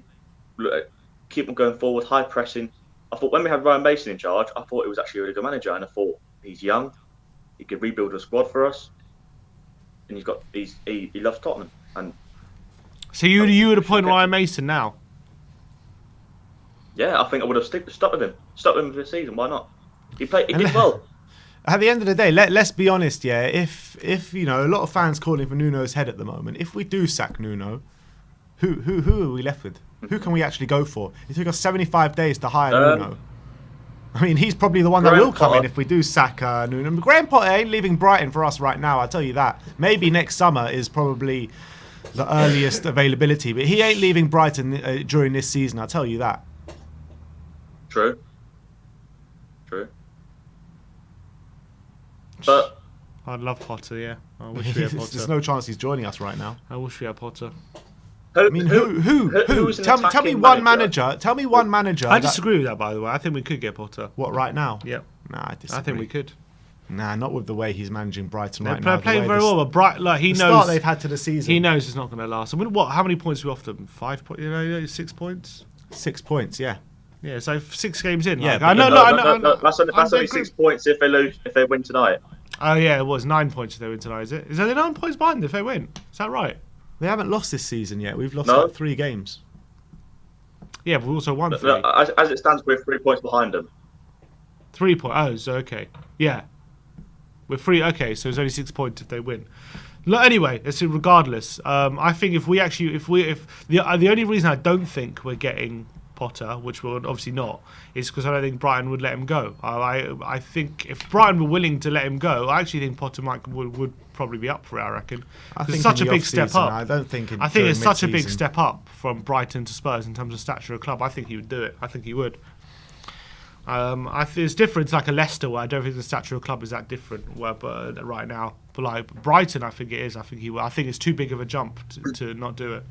I think he knows that if he keeps showing the managerial abilities that he's doing, and he has a brilliant season with Brighton this year, he'll have options. He won't, because City, Liverpool, he's going to maybe go to United. I don't know, Chelsea. Those 3 are all locked up. Ollie, maybe, you never know, but he's pretty. Would United really hire Potter? I don't know. So I don't know what other options has he got. Right now, none. But you don't know what opportunities can come available. I think Tottenham is one of the best club jobs he could get. It is, but I don't think he would move mid-season. I think he would. If the offer came around, he would. I reckon he would seriously consider it. I really do. I think he would consider it, but I think he would turn it down ultimately. I reckon he would accept it. Chance to manage Do you Kane think we and should Son and all sell these players. Kane in Anyway, go on, January? Jack. Sorry. Do you think we'll sell Kane in January? We should sell him in January. No, I don't think we will. will. Well, to be honest, if it carries on like this, then potentially. But if I'm still hoping he can start firing again. Well, I guess it depends a lot on the team as well. But if it does carry on like how it's going, then there is a chance we'll take a cut fee on January, I guess. But I hope not. I don't know if you've seen this stat. In the last 5 games, we've conceded 13 goals in all competitions. Yeah, it's ridiculous. Yeah, That's Yeah, really ridiculous. poor. it is very poor. But- Look, Jack, thank you so much for coming on today, mate, and we'll speak to you soon. No problem. Nice one, All right, Jack. thank you. Cheers, mate. Take care. A super chat here from Ashutosh Bokare saying NFL paying for the stadium, ENIC out, risk being West Ham United. I mean, what does that even mean? Because West Ham are better than us right now. What does that mean? Risk being West Ham United? Do you want to be West Ham? I don't want to be Tottenham. Never mind West Ham. We are Tottenham. I don't know what risk being West Ham means, to be honest. I mean, West Ham are literally better than us right now. They are. It's a fact. Anyway, let's bring on Alex. Alex, how's it going, my friend? Oh, he's muted. On mute. Hello? I There can you hear go. you now, but you're Yeah. very laggy. Oh, am I? Yeah. Oh. We'll keep going for now. Let's see how it goes. Okay. Yeah, if it's too bad, just no worries. What do you want to say? Yeah. Oh, what do I want? Where do you start? Really, isn't it? Yeah. I mean, it's just absolutely shocking. I can't believe you guys are even doing the show today because I could barely face coming on, to be honest. Like seriously, where do you start with what's happening at the moment in this club? What you guys were just saying about Graham Potter, though, just interesting. From what I've heard, Potter was approached by Tottenham this summer, and both club and manager said no. From what I've heard. That's interesting. And Fair enough. Yeah. Well, I think that makes sense because I think if Potter knows the club's behind him, he's going to be loyal. But if Potter knew that the club were willing to negotiate or willing to let him go, I think he'd be more open to it. No serious manager comes and works under this regime. I'm sorry. Conte turned it down for a reason. Potter obviously. Well, I think don't we know. turned Conte down, didn't we? in the end. Yeah, because he's too ambitious for Exactly, us. that's what I'm saying. Yeah, Conte was apparently willing to come, but we turned him down because he wanted too much stuff. We wanted a win now mentality, which doesn't fit with the Tottenham philosophy. We don't like to win now. We like to win never. But what I'm saying is, no, we're never going to get a serious manager through the door if this is our mentality. Yeah. Yeah. That's the facts of the matter. I think that if you compare Arsenal and Tottenham's approaches over the past couple of years, I suppose that, look, this is very easy to do in hindsight, etc. But Arsenal, they realised we aren't winning anything now. The teams in the Premier League are too strong. We're going to get in a manager who might succeed, might flop. We're going to give it a go. We're going to buy young players for the future, right? With Tottenham, we bought in Mourinho to try and get the best out of the squad we had, which we knew already was rotten and needed fixing. But we tried to put that off for a good couple of seasons. At the time, the logic seemed sound. Kane and Son aren't getting any younger. Those are two world-class players, our only world-class players, and maybe Hugo maybe thrown just about, maybe just top class. But this is the thing. Look at the different philosophies. We are now stuck in mid-table garbage. That's where we are now. We are that kind of club. And I don't know how we're going to get out of it. We're in no man's land right now. We really are. I have no idea. ENIC aren't going to sell. I can absolutely guarantee you they are not going to sell because whether Daniel Levy wants to sell is completely nothing. It's Joe Lewis, and Joe Lewis, he is a man about legacy. He wants to build a legacy. That's why he wants to build the stadium. He does, he's got all the money in the world anyway. That's why he wants to keep the club. That's why the price is set at $3.5 billion. That's why they've quoted that, because they don't want to sell. If someone pays that much, then great, but that's not going to happen. So ENIC are 100% not going to sell. So Alex, do not know where we go. Just quickly on that one on ENIC, do you think that there's any sort of way that the fans can kind of pressurize the board? Is there any way? It's tough, isn't it? I think the only thing would be the sort of fan advisory positions, which the club have already committed to. Not to the same extent as Chelsea. Chelsea have taken that a step further than us, and I think maybe we need from what I remember, was it just one representative that Tottenham were considering appointing from the fans? I can't remember 100%, but I know that Chelsea are going to have a whole panel that are going to actually have an impact on, for example, stuff like ticket prices and all sorts of fan engagement measurements. So this is why we need to be pushing for those sorts of things to implement, rather than what we have at the moment.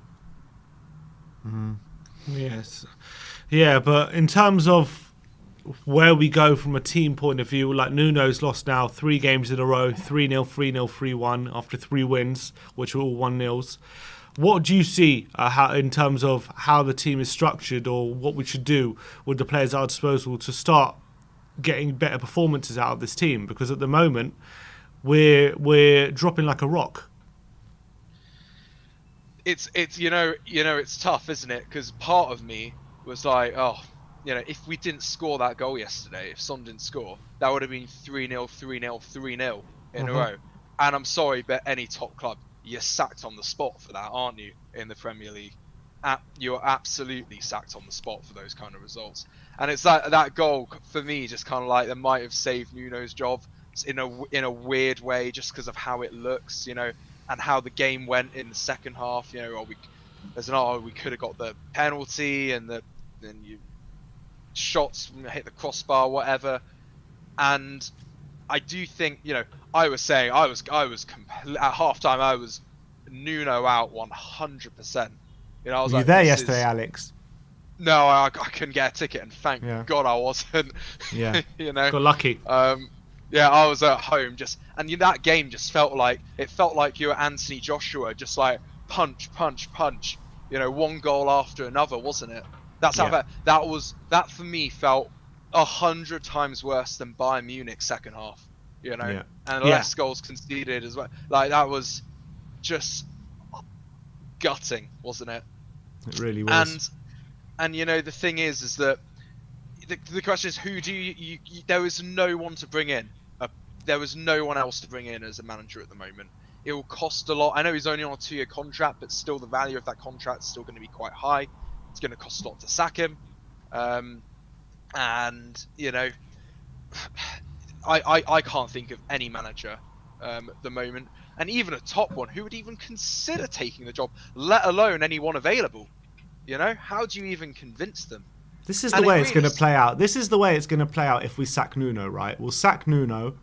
We'll bring in Ryan Mason in an interim role. We're going to look for a new manager. We won't be able to find one. Ryan Mason will probably manage the team until the rest of the season, literally. Mid-table. We'll go mid-table or whatever. Wherever we finish. And then in the summer, they're going to go all out for Pochettino again and start getting all the fans excited. Pochettino's going to come. Yeah, Pochettino's coming. We're going to hear Fabrizio Romano. We're going to hear Damasio all talk about, Tottenham in talks with Pochettino. He's going to reject us and ultimately stay at PSG. And then we're completely back to square one. And who knows who will come after that? Literally, who knows? Fonseca in. There we go. That next summer. Yeah, and Fonseca won't even join us. Yeah, because we mugged him off this summer, didn't proper. we? Is this? Look, it's 6 games into the season. Is it not premature to start talking about sacking Nuno yet? It is. I don't. On consideration after the game, everyone's very emotional half time. I mean, that was the worst performance I think I've ever seen from Tottenham in that half. I can't remember a worse one in memory, to be honest. And now on reflection, you think about it, a bit more analytically. You think, there is no options. You probably just have to keep him and just see what happens, don't you? I don't think sacking Nuno could do any good for us. I can't see it. Sacking Mourinho? What's it done? Mourinho was a problem, and in my opinion, did need to go. You had to get someone else in, but what you look at it now, and the team is the same. That's 11 who started the game yesterday. I mean, we didn't bring in any summer signings into that squad.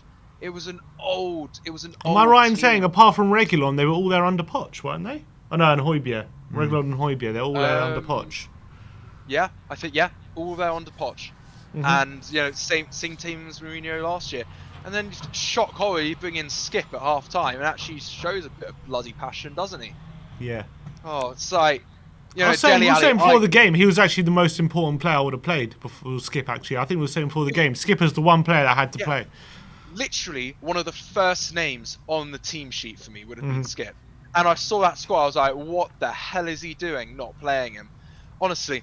And Dele Alli, I never want to see him in a Spurs shirt again. The only player I ever said that about, I think, was Trippier when he was playing really bad for us at some point. And so you're saying we're gonna live to regret it then once we sell Dele? Is that what you're saying? I honestly at this point, I could not care less if he's a world beater when he leaves us. It is not happening at Tottenham, and I never want to see him in the Spurs shirt again, because that was pathetic yesterday by him. Absolutely pathetic. Alex, what do we do about the Tanguy and Ndombele situation? Because we can't attack without him. We can't defend with him. I mean, what do we do with him? Well, I think the only option is he's not our Moussa Dembele replacement. You got to play in an attacking midfielder role. That's the only thing. You got to say, like, you're off defensive responsibilities, and that will have to change our setup to really allow for that. But if you want to play him, and look at 3 of those players that started yesterday. We know did not want to be here at some point in time. They didn't want to be here. Dele Alli last season, and both Harry Kane and Ndombele this summer. Yeah. And how, I'm sorry, but how can you have a squad of players when 3 of your key players who start a North London derby want out? Yeah, that's true. That's a good point. Even Davinson Sanchez was on the transfer list this summer as well. Exactly, and you don't start Romero. I don't care if they kept, very lucky. I think we can now say 3 clean sheets at the beginning of the season. 1-0, 1-0, 1-0. I think we really got away with it, especially that Wolves game and that City game. where we conceded a hell of a lot of chances, shown clearly by the stats, which everyone knows about by now. And this is what it's come to. It's come to a head where you're starting the same players, Davinson Sanchez, Eric Dyer, same players that were under Poch, same players under Mourinho, and here we are. Same players, different manager. Exactly. And this is where we're at the moment. We are an absolute laughing stock in the league. I've never felt as low supporting Tottenham as I did at half-time yesterday. No, And it was very toxic in that stadium, especially in the concourses when people were going down there. I mean, it was very toxic. I haven't seen it. Not even that. Just like the people that stayed in the ground and stayed drinking beer in the concourse and, you know, crowding in the toilets and whatever, you know what they do at away games. Like, it was very toxic there, and like I couldn't even be there. I had to go back into the ground because it was just too much. Like, I've never seen it like that since the sugar days and the you know, days like that. Yeah, and this is where we are. Look, Enoch aren't lowering their valuation. They're just not. And They're not. So I feel sorry for you guys. You've got loads of brilliant callers waiting, and you're gonna have to talk about this for quite a while longer. So I do feel sorry for you guys. How many callers do we have waiting in the back end? We got like 5. 6. 5 Oh my days! All right, bring them on. We need to carry on. We need to keep going then. That's all right. I didn't want to come on yesterday after the game because I just couldn't face it, honestly. I just Don't blame you. Want to just play some FIFA and just shut off and just shut off from this toxic club at the moment, isn't it? Yeah, absolutely. You never know what you had till it's gone. Isn't that true? Really? Yeah, and that's the fact of the matter. And look, ultimately, when you don't replace your best players, this is what's going to happen, isn't it? Exactly. You replace them all with, pretty average quality. I can't remember any of our investments really recently, maybe apart from Højbjerg paying off dividends, to be honest. But look at the defence we used to have, right? Rose on the left, Walker on the right, Toby and Jan in the middle, protection from Dembele and Wanyama. Right? Well, there's a shadow of that team. It's an absolute shadow of that structure. You stand still in football and you fall behind. But we haven't stood still. We've gone backwards. Like, we haven't even stood still. Like that used to be the case, that you could say that if you stand still, you go backwards. We've actively gone backwards, so it's even worse than standing still. But you just look at Liverpool and how it was that season, I think it was the 17-18 season, wasn't it? Yeah. Where they just suddenly, they were behind us, right, by a decent way, and then suddenly, whoosh, completely, we just about finished ahead of them, but you could see they were easily about to take over us. And look, they invested that summer in not just any players, but the right players. And they went for their first targets. Who do we bring in? Lo Celso, who's done very below average. Instead of Bruno Fernandes, went for the cheap option yet again, just because we spent another 10 million on Jack Clark instead of putting it towards Fernandes. So that's great investment there. And you just look at the Arsenal squad that started yesterday. A lot of their players were summer signings that started. Tomiyasu looked good. We should have looked at him. And I have an admission to make. I was very cautious on Tomiyasu. I was very, this guy, not 100% sold on him. And to be fair, Emerson, I think the jury is very much still out on Emerson. I think we haven't. He did pretty okay yesterday. I think the only game he's really struggled in majorly was the Palace game, which was his first game. So I do think as the jury is still out on him. I think he actually will be quite a good player in the end. But obviously, from first looks, you've got to pick Tomiyasu over him, don't you? Yeah, definitely. So, the recruitment at this club is just god awful, absolutely god awful. And you know what? I can't remember who it was that made the point earlier. But Harry Kane, you do have to wonder. We know he's a Spurs fan. We know he is. We know, but we also know he's wanted to leave. It's going to affect him too.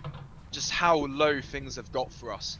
I mean, we're playing not even in the Europa League. We're playing in the Conference League, of all things. There's not even any glory to be had by winning that company. You know what I mean? There's nothing. we're probably gonna go win it, and everyone be like, no one's gonna care, will they? Literally. Yeah, no because one what will happens? care. You get a Europa League spot. It's like great. Yeah. Actually, to be fair, the way things are going, that would be a result for us. Actually. Honestly, yeah, it would be. Yeah. That wouldn't be. That wouldn't Yeah, be but it's too not. bad. I'm saying you win, and what I'm saying is you win a place in a competition that Kane still doesn't want to be in. You know what I mean? That's what I'm saying. Maybe as a club, maybe it's good for us as a club, but for Kane personally, it's like that's not what he wants to be. Exactly. And so I do worry for Kane. I do worry for him, not in terms of his career is his career. It's not my problem, but in terms of is he actually even going to get out the club? And are we going to get the value that we really want for him? If we do sell him, we're going to have to take a cut price. Fee. Well, it's not going to be 150, that's for sure. Yeah, Man City will take us to the absolute cleaners, won't they? With any valuation, and Kane. There are a lot of bigger problems at the club than Kane at the moment, in my opinion. I really do. Try something else for sure. Try it, see how it goes. Play someone at top. See if it gets better. But in my opinion, there are a lot bigger things. That midfield is an absolute disgrace, and we know Paratici is working on it. We know he is, and that's something else. The disconnect between what the leaders at the club want, Paratici wanting more defensive football, and Levy wanting free-flowing attacking football. It's already a disconnect, yeah. Isn't it? At the very top level, you don't have an agreement between what people want, and that's and that resulted in Nuno, which was seen as a compromise. But I'm sorry, if you want to go in a direction, commit to it. Don't just say, oh yeah, this is a compromise between us. You're not going to get anywhere with that. No, nothing. That's it's like like, do we go here, there? Oh, it's just. I'm sorry. There were so many things to be angry about today, and I've talked a lot about the manager and the higher ups, but the players also have to hang their heads in shame, don't they? Which we've been saying for years, haven't we? And how many joke performances have we had? Oh, I can think of so many past 2-3 years now. So many. The list keeps adding up. We're just weak and feeble now. That's what we are. We're just weak. Yeah. And the soft underbelly, which people said we did have under Poch, that's all we have now. There's no more hard shell. That's all we are now. And I want to see some real change. I don't care about how much money we put in, because we know money doesn't always equal success. We've put money into the club, we've invested, and it hasn't actually worked. Admittedly, maybe you could say not enough, but it hasn't worked. I want to just see change in positions of leadership. I want to see a change eventually if things continue to go south in the coaching staff next summer and the people making these decisions. I want to see change at every level in this club, and I just worry it's not going to happen. Here we are, Tottenham Hotspur, everyone. There we go. Exactly, the circus continues, isn't it? I'm sorry, guys. I don't have anything positive to say. There's nothing positive to say after that game. I don't think there is any positives to take. I mean, look at all these players that were brought in, the Wanyamas, maybe not Dembele, but a lot of the recruitment of that team, of that Pochettino team, was all Paul Mitchell. And it's gone downhill since he's left the club. The recruitment at this club has been shocking since he's left, and that's the facts of the matter. It's 100% true. And I just don't know anymore of this club, honestly. And the thing is, who is it? It's Villa next, right? Yeah, and they've just turned a corner. Is it Villa away or Villa at home? Home. Villa at home. If Nuno loses that game, what happens? That's the thing. Then you've lost 4 in a row, and suddenly you're like, this. Oh, Arteta lost 7 in a row, and he's still on a job, didn't he? Was it 7 in a row? I think 7 in a row they lost. I think so. Didn't win like that, wasn't games. it? Oh, I can't remember. Last season, it was something like 7 in a row, wasn't it? Oh, yeah, how did he survive that? I don't know. Yeah, and look, you know what the worst thing is? We've probably booted Arsenal's project into gear. Us. Yeah, that's the worst thing. We've given them belief now. We've given them belief. That's the worst thing. They celebrated like they won the Champions League last night. I don't know if you saw that group photo of all the. I did. Like the last time I saw Spurs do a picture like that was the Champions League semi-final. That shows the kind of difference. But anyway, Isn't that's fine. Let them celebrate. But I just fear, you know, we have really booted what they want to do into gear now, and look where we are. We are. It's so weird, isn't it? We start at the top, they start at the bottom after 3 games, and then just slowly, and you can see it going the other way now. You can see them climbing the table, and we're just going to go lower and lower. And you know, it's us Spurs fans. We're going to have to sit through this. Luis said, you know, he feels a bit sorry for us Spurs fans. You know, if you're the players, do something about it, because I'm sick and tired of this show. Honestly, I'm absolutely sick of the circus, and that's what it is. Agree. You know? Alex, thanks for coming on, mate. There's my rant. Thanks for coming on, nice mate. One, Alex. And spitting absolute facts. So we'll see you soon. No, thank you guys. Thank you guys. No problem. See you in a later. bit, mate. See ya. All right, let's keep going. There's a lot of guests to get through. Let's go to Sean Butler. Sean, how's it going, mate? I'm well, guys. How are you? Yeah, I'm struggling today, mate. Struggling. Yeah, listen, obviously first time calling, long time observer. Welcome, my friend. Welcome. Show. Yeah, Thank you, man. Appreciate you having me on. Just got a few things to say. Just yesterday was the kind of last straw before I wanted to get some stuff off my chest. Go on. As a Tottenham fan. I mean, first of all, I do want to cover off a little bit about what a few of the previous guys have said with the Levy and the ENIC out thing. You know, I feel like it's unrealistic and it's a long-term goal, but in the short term, it's just never going to happen. But before I sort of mention anything about that, the strategy yesterday really irked me to my core. You know, as a Tottenham fan since I was old enough to know what football was, for Nuno to play with a deliberate strategy of long ball, direct football, for any manager of Tottenham to ever do that, it's outrageous. You know, it's not what our ethos is about. To do that against Arsenal is shameful.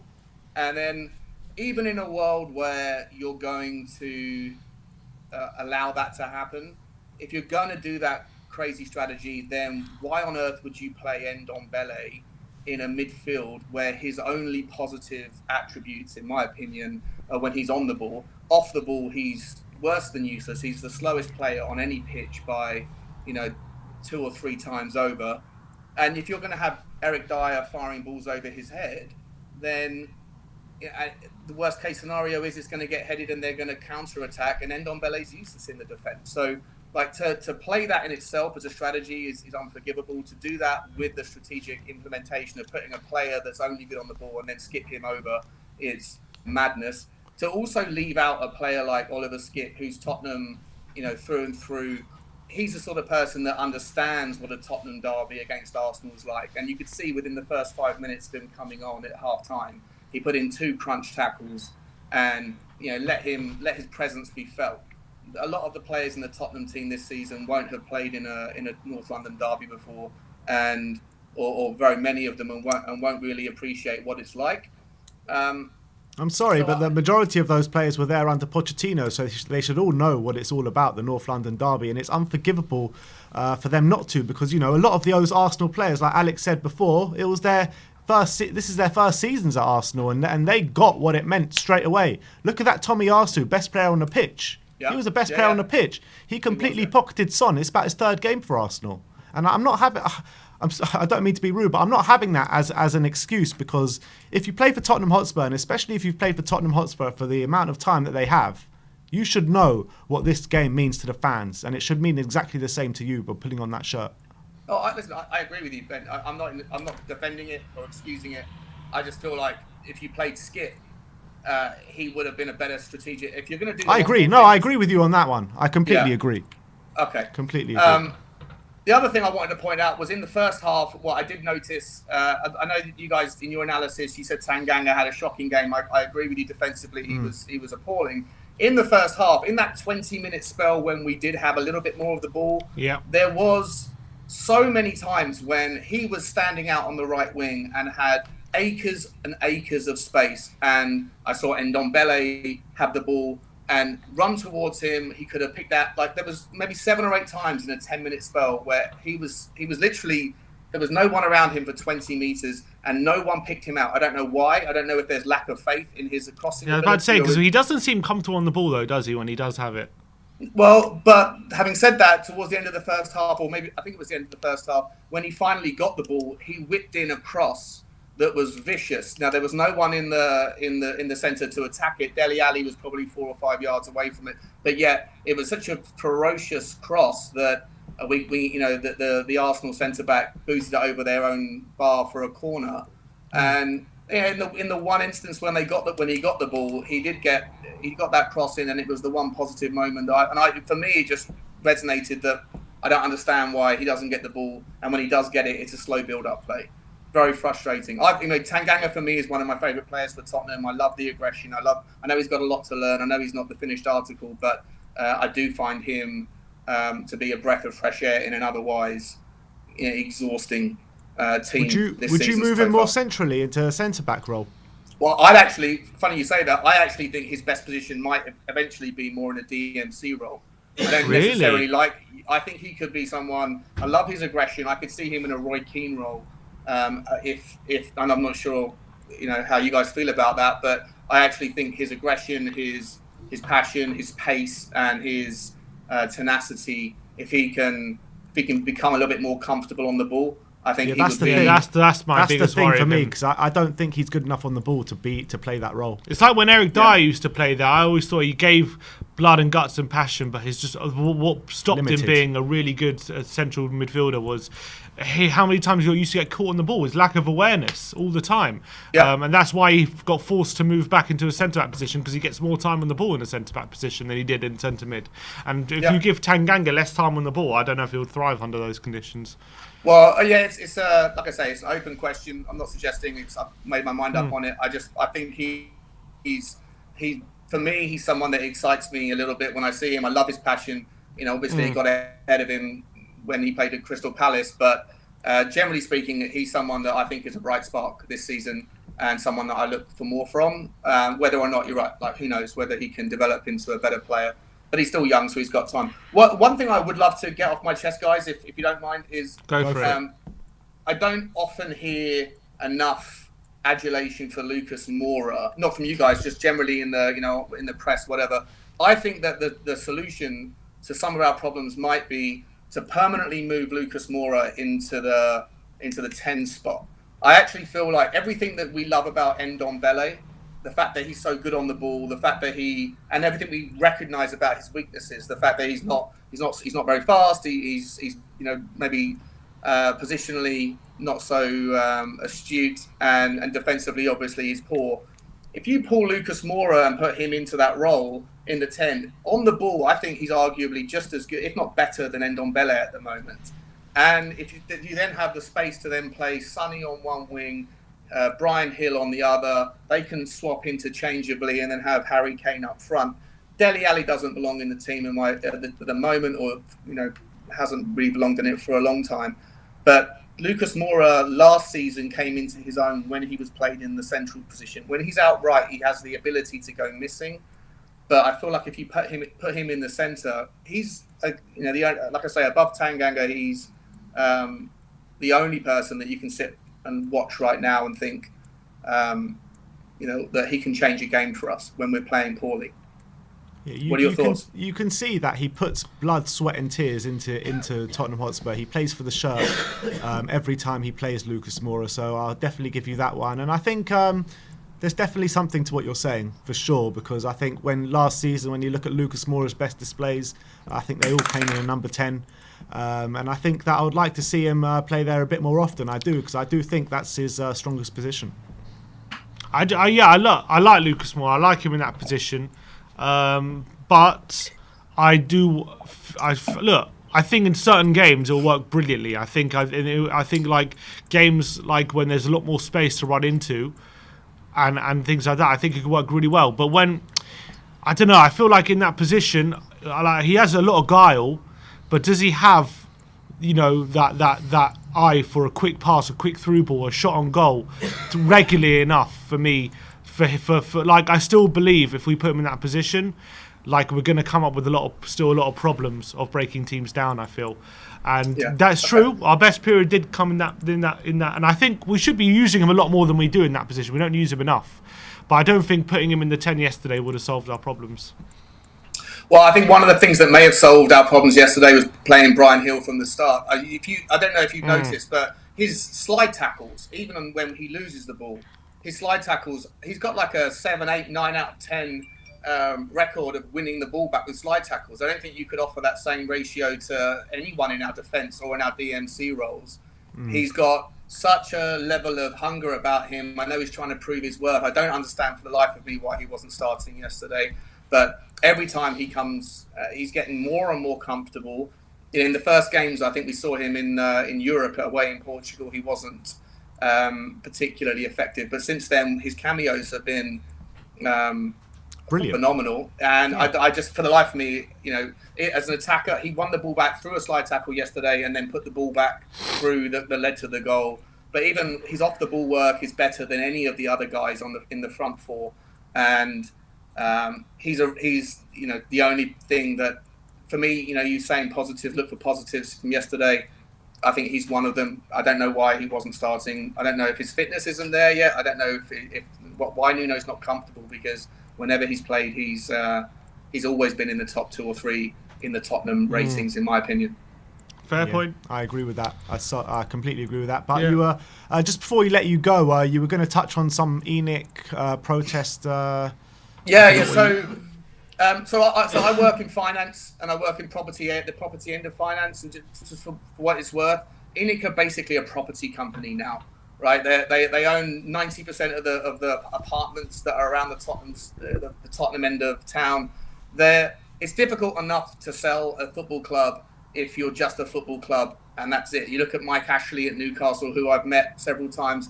Everyone thinks he's a bad guy. He's actually a very nice guy. He wants out as much as the Newcastle fans want him out. But you can see the problems that they're trying to get through getting a club that can afford Newcastle to buy them in the Dubai Emirati consortium. If Daniel Levy and ENIC have got a $3.5 billion valuation, that's because of the property valuation, or in no small part because of the property valuation, and those sorts of assets. You pretty much own the whole high road.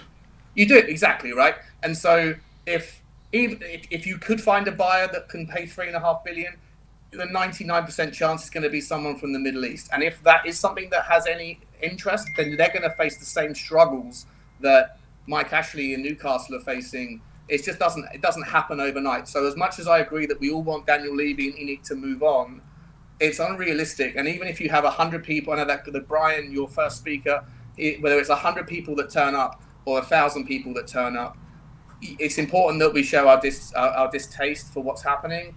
But in the end, it's money that talks. And if you're dealing with property assets, these things take years and the valuations are what they are. I just don't see it happening. So what we can only hope for in the short term to turn our season's pleasures around is a significant change in fortunes on the pitch. And there's nothing that Daniel Levy or ENIC are going to, whether they stay or go, is going to change on that. We need to hope that Nuno can find a strategy that works, or that we have to make a brave decision and cut our losses. I don't, the last guy, as great as he always is, I think his name's Sam.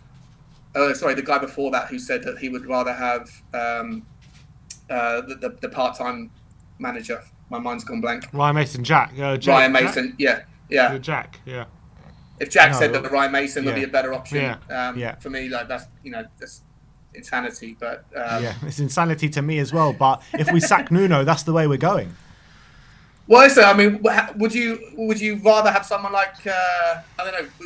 Is it crazy to suggest maybe bringing someone like Harry Redknapp in for a very super short-term contract just to get the positivity and the lads? May as well bring Tim Sherwood back at this stage, you know what I mean? Yeah. Well, listen, I don't know what the solution to the manager problems are, but I don't think Nuno is the answer, and I don't think Ryan Mason is the short-term solution either. The thing is, I don't think Nuno's the answer, but I also don't think sacking him is the answer. So I think we're just stuck in this kind of situation where either way is not going to work really.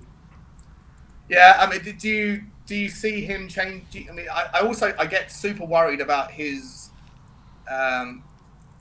the frequency in the last 3 games for him to pivot to the noise from the fans. If we're saying, how dare you play so defensive against Crystal Palace, and then he goes a little bit more gung-ho against Chelsea, which kind of looked like it was working, but that was his energy in the first half, and then suddenly he pivots again and changes. He comes across to me like he doesn't have a clue what first of all, the best 11 is, second of all, the best way of playing that style of football, and he looks like he whichever way the wind is blowing from the fans, he's trying to appease us rather than focusing on his job, and it's really concerning. Yeah, I completely agree. But Sean, Great caller, Sean. really great Hope call. you call in again. Yeah, I really hope to hear we'll from do. you again very soon. It was a really good call. So thanks for coming on, mate. Last one, Sean. Cheers, guys. Take care. Cheers, mate. We've got a few super chats to get through. Let's go to Rish first, and he says, top 3 players you would like sold in the January transfer window. Phew. Top 3. Can I have a top 11? Bloody hell. Top 3 players I want sold in the January transfer window. Probably. Oh God. I'll go for Dele Alli being He's number probably 1. one. Dele Alli being 1. Probably maybe get rid of one of Sanchez or Dyer. Yeah. Get another centre back in, and then get rid of. I don't know. Who else do I want to get rid of? Maybe Ndombele. Maybe Ndombele. It's time to cut our losses with him potentially. It might be, because there's just no light at the end of the tunnel with him. I mean, as much Doherty. Doherty. Yeah, I'll get rid of Doherty. That's a good one. All right. Yeah, some Luke other- McLean saying Arsenal are just another Dortmund. I don't know what that's I wouldn't supposed to mean. mind that. Being another Dortmund, it's not terrible. Any more? Yeah, well, Radfar says only yesterday was Arteta will keep his job. Ray Dapper says Jurgen's Dev USA Youth Star today, kickoff World Cup 14. I don't know what that means. Okay. Jerome, do you read the Jerome from Jerome? I don't know. What does it say? The whole cycle of clearing the deadwood No, I that haven't. Poch had in the past is now in Nuno's hand of all of this because Enoch not investing in the right players. And there's a new one that's just come in from Daniel Hernandez saying, do you think that Potter would go to Spurs? I think he has more of a chance of winning a cup with Brighton, possibly Big Sam instead. I just have a feeling if Brighton were to agree to allow Can you see Spurs to Brighton talk, agreeing? that's another question, but that's not the question. Is will Potter agree to join Spurs? I would say if Brighton would allow Tottenham to talk to Potter, I reckon we could convince him to come. But But at this you current just moment, said that he rejected us in the summer. because Brighton didn't allow us to talk to him. I thought Alex said that it was rejected by both club and manager. Yeah, but that's what I'm saying. Because Brighton are showing loyalty to Potter by saying you're not talking to him, he's our manager. I'm sure Potter would turn around and not try and push for it. But if Brighton was to allow it, I reckon he might be tempted by it. That's what I'm thinking on Graham Potter, because I would agree with you. It's a if big step up. I think I would agree with you if it was the summer, but I just can't see it mid-season. I think it depends. 'cause I think he's it's doing early too well enough. at- I he's think it's doing too early well. enough where he would consider it. If it was maybe mid-season and Brighton were well ahead of Spurs, then I'll probably agree with you. But right now, because it's still very close at the moment, it's only 6 games, I reckon you'd still consider it. But would you not think, like, with Potter, like last season, they had a kind of poor season in terms of the way they play, like in terms of how they Results. played to results, Yeah. right? But they played very well, and everyone called them XGFC, and the amount of XG they had was unbelievable. Now they kind of seeming like they're converting that XG into actual goals. Seems that way. So do you not think Potter will be looking at it and being like, I could actually create something really, really special here at Brighton? Dude, I'm sure he does look like that. I'm sure he does look at it like that. I'm 100% sure he does. But a job like Spurs comes around every 2 years. I guess, but it would be a very big opportunity for him to make a massive step up to a club in European football and a different profile of club, which he Might not hasn't even managed be in before. European football next season.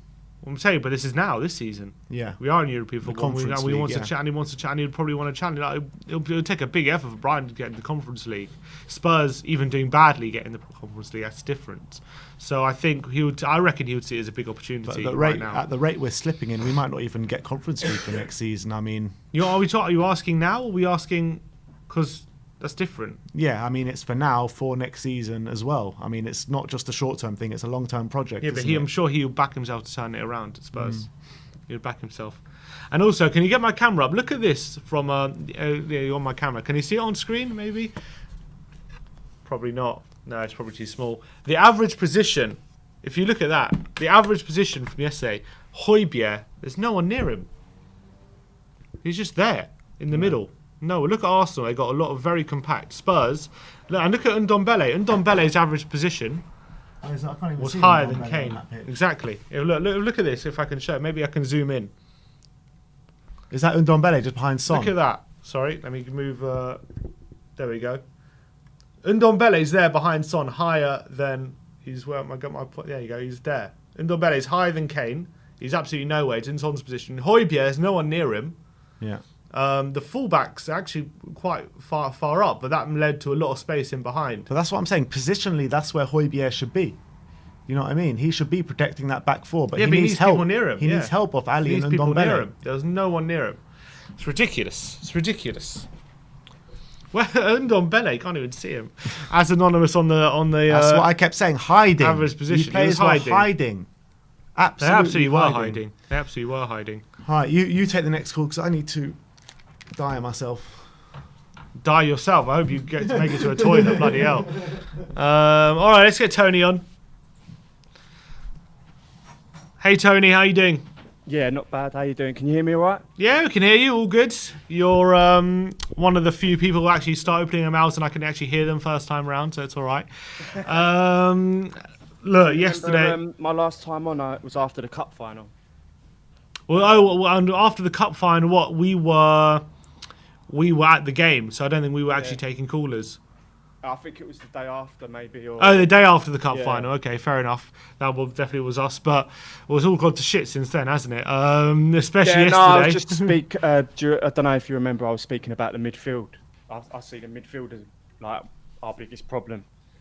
Me too.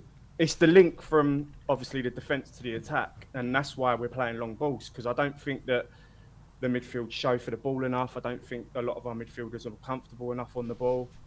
And that's basically a massive problem. We haven't got like a playmaker that can knit the play together, spot clever passes, and that's why we're struggling to score goals as well as our possession. And it's just a massive, massive problem. And the fact that Paratici's saying he's spotted that problem, that he wants to correct the midfield, I just think we've missed the boat with that. Our chance to do that was in the summer. Also, I don't know if you. I know obviously you are pretty clued up with a lot of the goings on in football and stuff and transfers and things like that. But this summer with the COVID market was quite a cheap market to buy players. There were players going relatively cheaply. I agree. Yeah, and I just think we should have taken advantage of it. And yet again, it falls back to the ownership of the club. I'm not going to keep harping on about stuff that everyone else has spoke about with. We all know the problems with Enoch and Levy and that, and the trouble is they're not going anywhere anytime soon. Yeah, I completely agree. We didn't take a full advantage in the summer. I think we kind of looking for younger players which would kind of be there for the future, but we didn't take full advantage, except for maybe Romero, but he wasn't that cheap. But other than that, we didn't really go full harder on maybe players who can have improved the squad. Yeah, I can't believe yet again we've got another season with only one striker. We're relying on Harry Kane to do all the work again. He's obviously disheartened with the club. He knows that unfortunately, we're dropping like a stone at the moment. And quickly, just want to touch on with what you were saying about Potter. I kind of agree with Ben on this one. I think Potter's going to see Brighton as a club that are on the up, and he's going to see us as a club that are on the downwards spiral at the moment, which we are. And I just think that he's probably going to think to himself, well, Spurs are firing managers so quickly that he probably doesn't feel like he'd be secure in his job. and he probably feels like he'd probably have a better future at Brighton at the moment. And you've got to look at the way that Spurs are being run. Our recruitment is really bad. It's not always about the amount of money that we spend. It's the actual players that we buy. A lot of the players that we're buying, we're wasting money. I mean, I can go back to 3-4 years ago, players like Janssen, Nkudu, NG, the list goes on. These players Definitely are goes not good on, yeah. enough. Yeah, they're not good enough to play for Spurs, a lot of these players. And instead of buying these cheaper options, you can, like the Jack Clark and the Lo Celso example, we could have put that money together and got Bruno. Like, apparently Bruno had his bags packed ready to come to Spurs, and we pulled out because we didn't want to pay the money for Bruno. We could have had Bruno at Spurs, but you know, he even said it himself, Bruno, that summer Spurs were the only team. Yeah, but we'd rather it, because what it is with ENIC, they're an investment company. So, like with what the last fella was saying about the properties and that, they do it with players as well. What they do is they look at players, they buy a potential that can. It's like a gamble. Like they'll buy a player for 13, 15 million, a young player that they hope will develop into a 30, 40 million pound player. It's always, they're not looking at the here and now of if a player's going to make the squad better now. They're looking at how can we get a player that we can buy cheap and then possibly they develop to get return on investment. Exactly, to get to make profit out of. So as fans, this is where we're always stuck in limbo. We love the club, we want to go to the games, we want to support the team, but at the moment, can anyone justify paying the prices for the tickets to watch this shit show of a team that are putting on these shit performances? I mean, I was at the Palace game. It was my first game for a while. I took the missus, and it was absolutely shocking. We hardly even had a sniff at goal. I think we had one shot. And as much as you want to enjoy these days out of going to these away games, enjoying the experience of going to the games, and you know, obviously we've been in lockdown and that, I haven't been able to go to many games. As much as I try to enjoy the day out, enjoy the experience, when you're sitting there and your team are hardly getting a shot at goal against Crystal Palace, it's just so hard to come away from that with any kind of positivity. And like, I was called, when I last came on, I was called a doom and gloom merchant because I was saying about the way the team are going after the cup final. I could see that we're on a downward slope. Like, we're falling, like, this is the lowest we've been. I think I said to one of my friends yesterday that I think this is the worst Spurs team that I've seen since the 90s. Like, just the way that the players aren't showing any passion on the field. They don't look like, a lot of them, their heads go down as soon as something goes against them. They're not showing any fight, any team spirit. We look like a bunch of individuals. If you look at the Scum yesterday, they may not be a great side, but like the commentary was saying, on the commentary, I think it was Gary Neville was saying that they had balance to their side.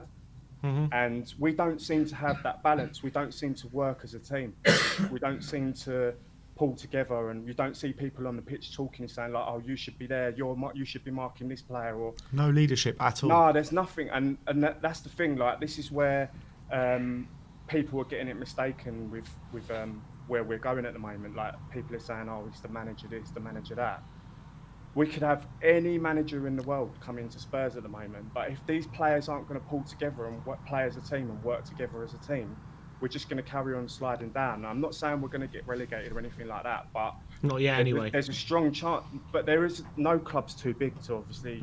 The Premier League's very competitive. I can't see where our next 3 points is coming from. I don't know about you guys, but can you see where our next 3 points are coming from at the moment? Well, our next 3 games are Aston Villa at home, Newcastle away, and West Ham away. I think it is. I mean, Newcastle, they're a poor side.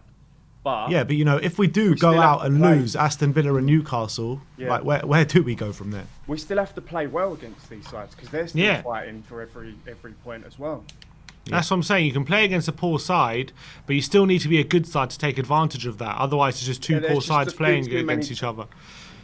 Yeah, I know what you're saying, but there's just a few too many players in this team for my liking that don't seem like they're up for it. Their heart either isn't at Spurs. They just can't be bothered a lot of. Like, I'll point out a few names. I don't think, obviously, Kane, I'm not saying he's a bad player, obviously he's a brilliant player and he's been brilliant for Spurs, but I don't think his heart's in it at the moment. I mean, I know, Sim, you say that he's got nothing to do with that, but he's not the same player. You can see, like, if he's not getting as much from his teammates as what he wants to give himself, his head's gonna go down. He's gonna lose a bit of heart. And you've got Ndombele doesn't want to be there. I think Dele Alli he's in a real bad rut, and he's been in it for a long time. But I just don't think he's a midfielder. I don't think he's got both sides to his game. I don't think he's got the battling and the strength and the ability to fight in the midfield, like tackling wise. Agreed. And I don't think he keeps hold of the ball well enough either. I think he's like a second striker type of player that makes late runs and gets on the end of things, and that's what he used to do. I think Pochettino, I think you guys have said it before, Pochettino used to use him as sort of like a floater player that used to float around and used to get Eriksen would be on the ball, and we'd have Dembele and Wanyama cleaning up. And I was really, really disappointed when Skip didn't play yesterday. I think he was the one player that had to play in place of Dele, because we needed that solidity in the midfield. That's where they knew that they could just play through us.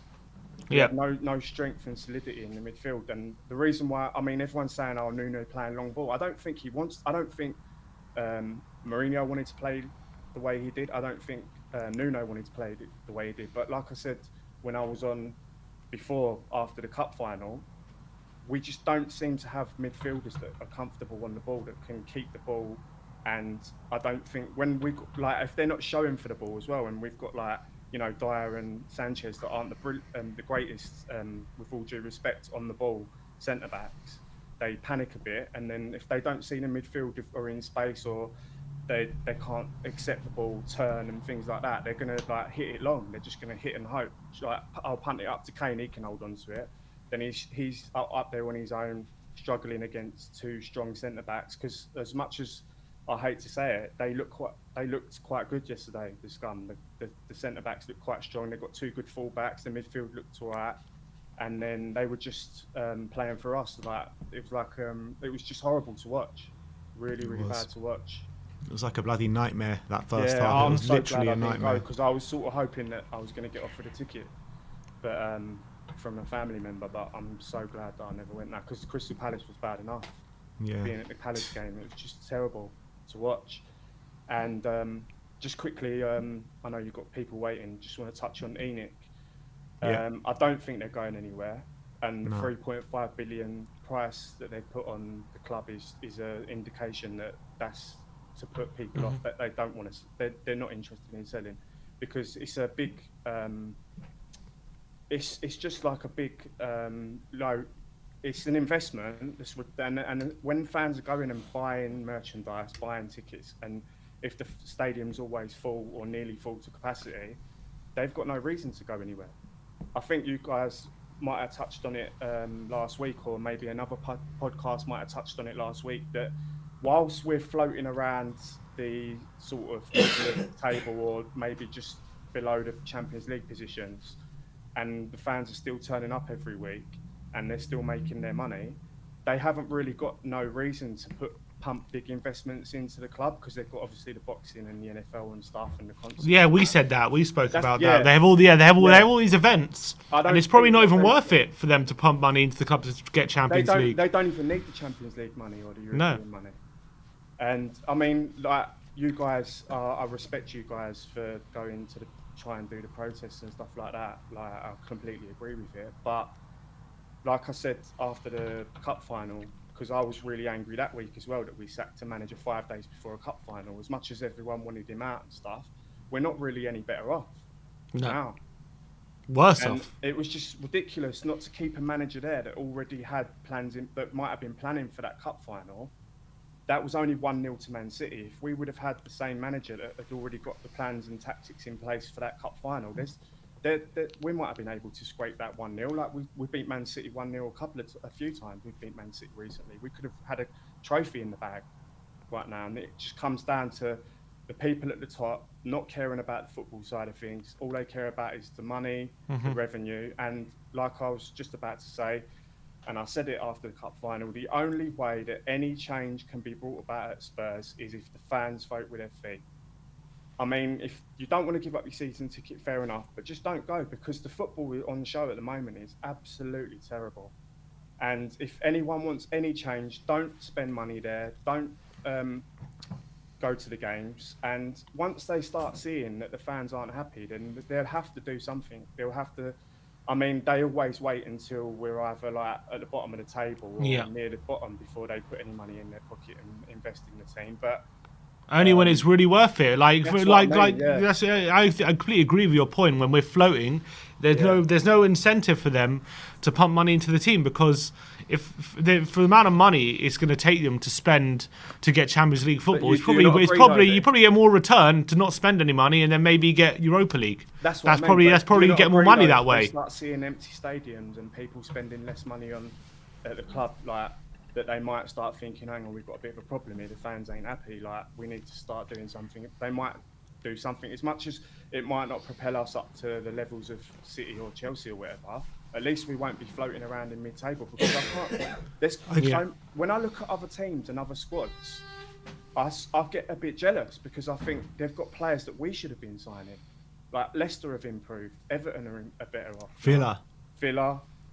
You look at Brighton, they're playing great football. I can't see us finishing anywhere above 10th. I can see us floating around sort of 10th, 11th place this season. And it's just simply not good enough for the amount of money that people are paying to go to these games, £50, £60 a ticket, possibly even more than that. It doesn't justify the football that we're watching. And everyone can point to Nuno and say, Nuno out this, Nuno out that. But who's going to, like you said, who's going to come in now and take over this side? And what manager on any sort of decent level is going to come into this squad and want to take over this team when they know that they're not going to get the backing? They know that some of the players want to leave. It's an unsettled squad. It's not like I don't see a manager coming in and it's going to propel us up, because that's what people will think. Oh yeah, we're getting a new manager and we can fight for the top four. I can't see us making that jump from where we are now up to challenging for Europe or top four. Yeah. All right, Tony. Absolutely great call. Thank you for calling in, and hopefully we'll get to speak to you soon, mate. Well, I don't get to come on often, but I don't like to come on when we're doing badly and sound like I'm. So it'll be a while till we see you again, then. I don't know. Hopefully things pick up, but I don't think we should all be jumping on the manager. Like, I know he's doing badly, but I think we should at least give it a couple more months to see where we are. I agree. Yeah, I agree. All right, guys. All right, cheers, Tony, mate. See you later, mate. Cheers. See you, Tony. Bye.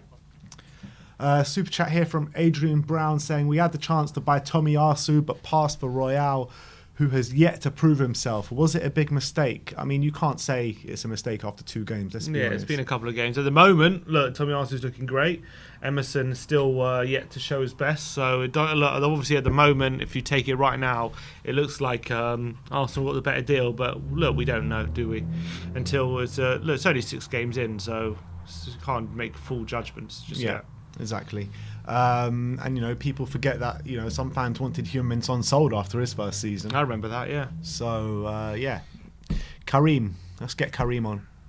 Kareem, how you doing, my friend? Hello guys, how are you? Yeah, good, thanks. How are you? I'm good, thank you for having me on the show. No, thank you for coming on. What do you want to talk about today? Basically, I want to focus more on what happened yesterday, because I heard a lot of Enoch out talk today, which I'm totally in support of, but I feel like yesterday's loss wasn't because of lack of investment. I actually believe our first 11 is a lot better than Arsenal's. Do you guys agree with what I'm saying? Our squad is better than Arsenal. He's saying our starting 11 yesterday was a lot better than Arsenal's. In theory, yeah. I mean, I think maybe not in terms of like the balance of the team. In terms of personnel, I don't know even in terms of personnel. I think he's talking man for man. Man for man? We were talking combined 11 and we were saying only 3 of Arsenal players get in. Yeah, true. But then we had Romero in there, wouldn't we? Yeah. We wouldn't have Dele or who's Skip. the other one? Skip wasn't in there. I don't even know. Was Højbjerg? Højbjerg was in there. We did put Højbjerg in there. I guess you got Son, Kane. We put in Ndombele there, but he didn't show anything. We put Højbjerg in there, and then I think we got. Then we had Romero who didn't play, and then you have Tommy Arsu or. I think it's pretty even actually when you look at it. We had maybe like 4 Arsenal players and Romero who didn't play, so it was pretty even, I would say. I think the main reason yesterday why we lost, and I want to hold the manager accountable for it, because if you take a look at the setup in the midfield, I mean, it was disgraceful. It was. I mean, you look at the positioning of Dele Alli when we were on the ball and off the ball. When we were on the ball, you see him sprint all the way forward next to Kane on the right hand side, and then Højbjerg's left on his own, and Dombele's like drifted out to the left, and Reguilon's pushed forward. So Højbjerg's on his own in that center of midfield. And once we lose the ball, I mean, if you look at the first goal, like once we lose the ball and they're on the counter attack, Dele Alli's having to sprint from all the way from the top of the pitch to catch, was it Emil Smith Rowe, and he's gone and he scored. Like, I just think the setup of the midfield was horrendous, and we don't play to our strengths. In Dombele, we know he's off the ball, he's horrible. He's horrible. But on the ball, I think he's pretty good. And you know, when you sign a player for what was it, 60 million, and he's on 200 grand a week, you want to play him to strength. So I don't understand why we keep playing in Dombele in the sixth next to Højbjerg. Why don't we push him up like we did in the second half, behind Harry Kane, and put Oliver Skip and Højbjerg as like those central midfielders to protect us for the counter attack. I mean, I feel like the setup of the midfield yesterday was really, really bad. I mean, it got on my nerves as I was watching the game. Before they scored their first goal, I was taking a look at us, like on the ball and off the ball. I could tell we were so open. I could tell there was no protection for the back. I blame the players yesterday, obviously, for sure. I mean, it's a North London derby. They have to be more aggressive and competitive. But it's too easy to say that. It's too easy to say, oh, it was competitive. Just take a look at like how we were on the ball. We were clueless. That's why we were just kicking it long. Because once Højbjerg got on the ball, he couldn't find Dele Alli, who's supposed to be a midfielder that's sitting next to him. Or Ndombele was disappearing out to the left because he doesn't like getting the... I feel like Ndombele isn't good when he has a lot of space. It's when he's like in really tight spaces and you know, he wants to get out of them and, you know, link up play with Harry Kane or Son or something. Yeah, I agree with your criticism of Nuno. I think if you also see where our midfield was positioned, like when our centre-backs have the ball, nowhere to be seen. It was like no one's coming to show for the ball. No one's actually got the confidence or the balls to take the ball with a bit of pressure on them and back themselves, either beat a player or progress the ball in a way which could be effective. It seems like they were just hiding all the time, or the midfield players, and that's what forced the defenders to go long all the time. There was absolutely no link from the defence to the midfield. Then on the flip side, when Arsenal had the ball, there was no aggression, no tracking of the runners, no tackles being put in. The evidence of that third goal, Kane loses the ball and is attacking third, and he's the closest one to get to the ball all the way back in the penalty area. So the midfield is a massive issue, especially against like good sides, that we have to sort out, isn't it? It is. He played a similar midfield against Chelsea, right?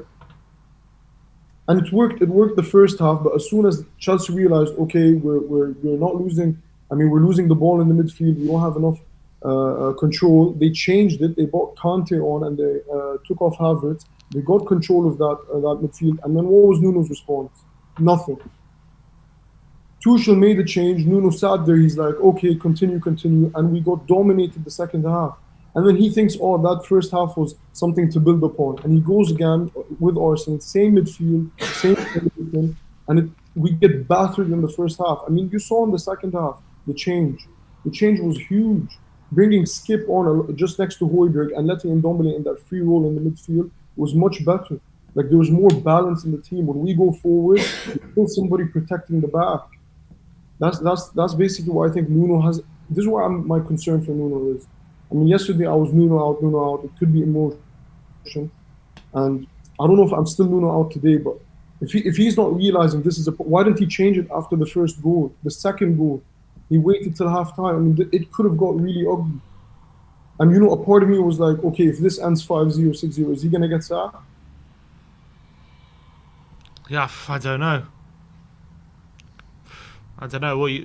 It's hard to say. It's hard to say. I mean, if he would have lost 6-0, I mean, there definitely would have been a case for it, because you can't be losing 6-0 to Arsenal, never mind anyone, but Arsenal especially. And the thing is with Nuno, Karim, with Nuno, if you do sack him, where do we go from there? Personally, in the summer, I wanted Antonio Conte, and I know maybe that seems very far-fetched, but if you take a look at our previous managers, we have Pochettino, who right now is managing PSG. He's like a top class manager. I mean, he's wanted by the big clubs. We had Jose Mourinho, who's, you know, his CV is like second to none, maybe just to Pep Guardiola. And now we've gone to Nuno. I mean, when he was first in charge, I wasn't like Nuno out, and I wasn't like not gonna back him. Every manager Tottenham had, you know, as long as I've supported them, I've backed them. I didn't even want Jose Mourinho sacked before the final. I didn't want Pochettino sacked. I wanted everybody to be given the chance at least to the end of the season, and then you could evaluate him. But he deserved it. Mourinho? No, Jose. I mean, Pochettino deserved to be given a chance, given more of a chance than he was. For sure. The only reason we were even competitive or even a respectable club was because of Pochettino. All those league title, you know, challenges we had, and that Champions League final, and that Captain One Cup final. Like, we were competitive because of him. So I'm not saying Nuno out now, but I mean, just take a look at the 6 Premier League games. We've scored, 4 goals now. 2 have been from open play. And people are going on about Kane. Yes, Kane hasn't performed well. He hasn't. But who has? Like, just who? Who in the Tottenham team has performed well? No one. No one. It's been a shocking season so far. It really has. And even the games we were winning 1-0, it's not like we were exactly performing, were we? Even with Mourinho, I think at one point we were like the second highest scoring team in Europe, like behind Bayern Munich. We're not scoring under this guy. We're not creating chances under this guy. And I don't want to say Nuno out, but I'm struggling to see why we should even continue with him. I mean, do you see him as the manager for the next 2 years? But, you know, under Pochettino, it took us until like November, December time to see any sort of performances that was up to his kind of standard. So it does take time sometimes. And I know it's only been 6 games, and 6 games is really not a long time in football and for managers. Yeah, but to concede 9 goals in 3 games is worrying signs. Of course it is, but it's only 6 games. It's only 6 games. It's like I don't know if you can judge him after 6 games, like how to get rid of him already. Like, you got to give him a chance to fail. I don't think you're giving him a chance to fail if you sack him after 6 games. The difference between Pochettino and Nuno is when Pochettino took over Southampton before he came to Tottenham, they were, I think, fighting relegation or just above relegation with I forgot his name. Was it Nigel Adkins or something? Adkins, yeah. Yeah, and he took over, and he took them to 9th. He took them all the way up to 9th. He was actually like going up like this with Southampton, and then we took him. While Nuno was sacked from Wolves because they finished 13th last year. Yeah, but he did a very good job with Wolves. He took over at Wolves when they were mid-table in the Championship, or quite even bottom half of the table, and then he got them to 7th in the Premier League within a couple of years, and stayed 7th for 2 years, and then obviously went stale for sure. And then, yeah, you're right, we got him on a downward trajectory as opposed to Poch. That's true, but still, you could argue if you look at Nuno's career before Spurs and Poch's career before Spurs, you could argue Nuno's might be better. Okay, and what about the style of play? I mean, Pochettino was known to have this, you know, Marco Bielsa type of play. He looked up to him, and, you know, he was his role model, and he has a very beautiful style of football. I mean, you saw how Tottenham were playing underneath him between 2015 till about 2018-19. That we played some great football. Mm-hmm. Under Nuno, he hasn't really shown that that's the type of football he plays, and we haven't created any chances this year. Like Kane yesterday, that was his first. I know, but I'm saying if you looked at Pochettino's first 6 games, you could probably say the same thing. I remember we lost 1-0 to West Brom, and we were just dog shite like that whole game. I remember these things. Albeit Nuno has better players to work with. Yeah, he does. Than Nuno does have better players to work with, but it's still big problems. Yeah, huge problems, huge. I mean, if he doesn't sort this midfield, I mean, we should have bought a midfielder. I don't know many people that was crying out for a midfielder in the summer, but a box-to-box midfielder is needed. Like, alongside Højbjerg, I think Skip is one for the future. I mean, he should keep playing, but Højbjerg to be that, like, anchorman, that Makelele role, and next to him to have, like, a box-to-box midfielder, someone who can take the ball, play to, you know, Son, Kane, Ndombele, Lo Celso, Lucas, these guys, like, in the forward, in the attacking roles, and also to give a bit of support is needed, because, I mean, Skip and Højbjerg seem, you know, they don't really, like, have that pass forward, and they'd be good going back. But I feel like that's something we really should have signed, like, in the summer. Yeah, it's hard to disagree, Karim. It really hard to disagree, but we've got a lot of callers still to get through. So thank you very much for calling in. Another brilliant call, and nice hopefully to speak to you soon, Karim. Yeah, we'll see. We'll talk next time. All right, Cheers thanks for for coming calling on, in, my mate. friend. Thanks a Thanks lot. for coming on. Super chat here from Faz Radfar saying Nuno referring to Delhi, who didn't follow his game plan. Or seeing as Delhi was 1-1 at half time, wouldn't surprise me. Yeah. So To be honest, I don't think it was just Delhi, was it, that wasn't following his game plan. There was many players in there no, that. but that's the one. That's the player he hooked. Dan Dan Fries as well. Go on. He says it's going to take at least another window for Paratici and Nuno to figure out how to fix this lazy, rotten squad. Rebuild will be painful, as Poch said.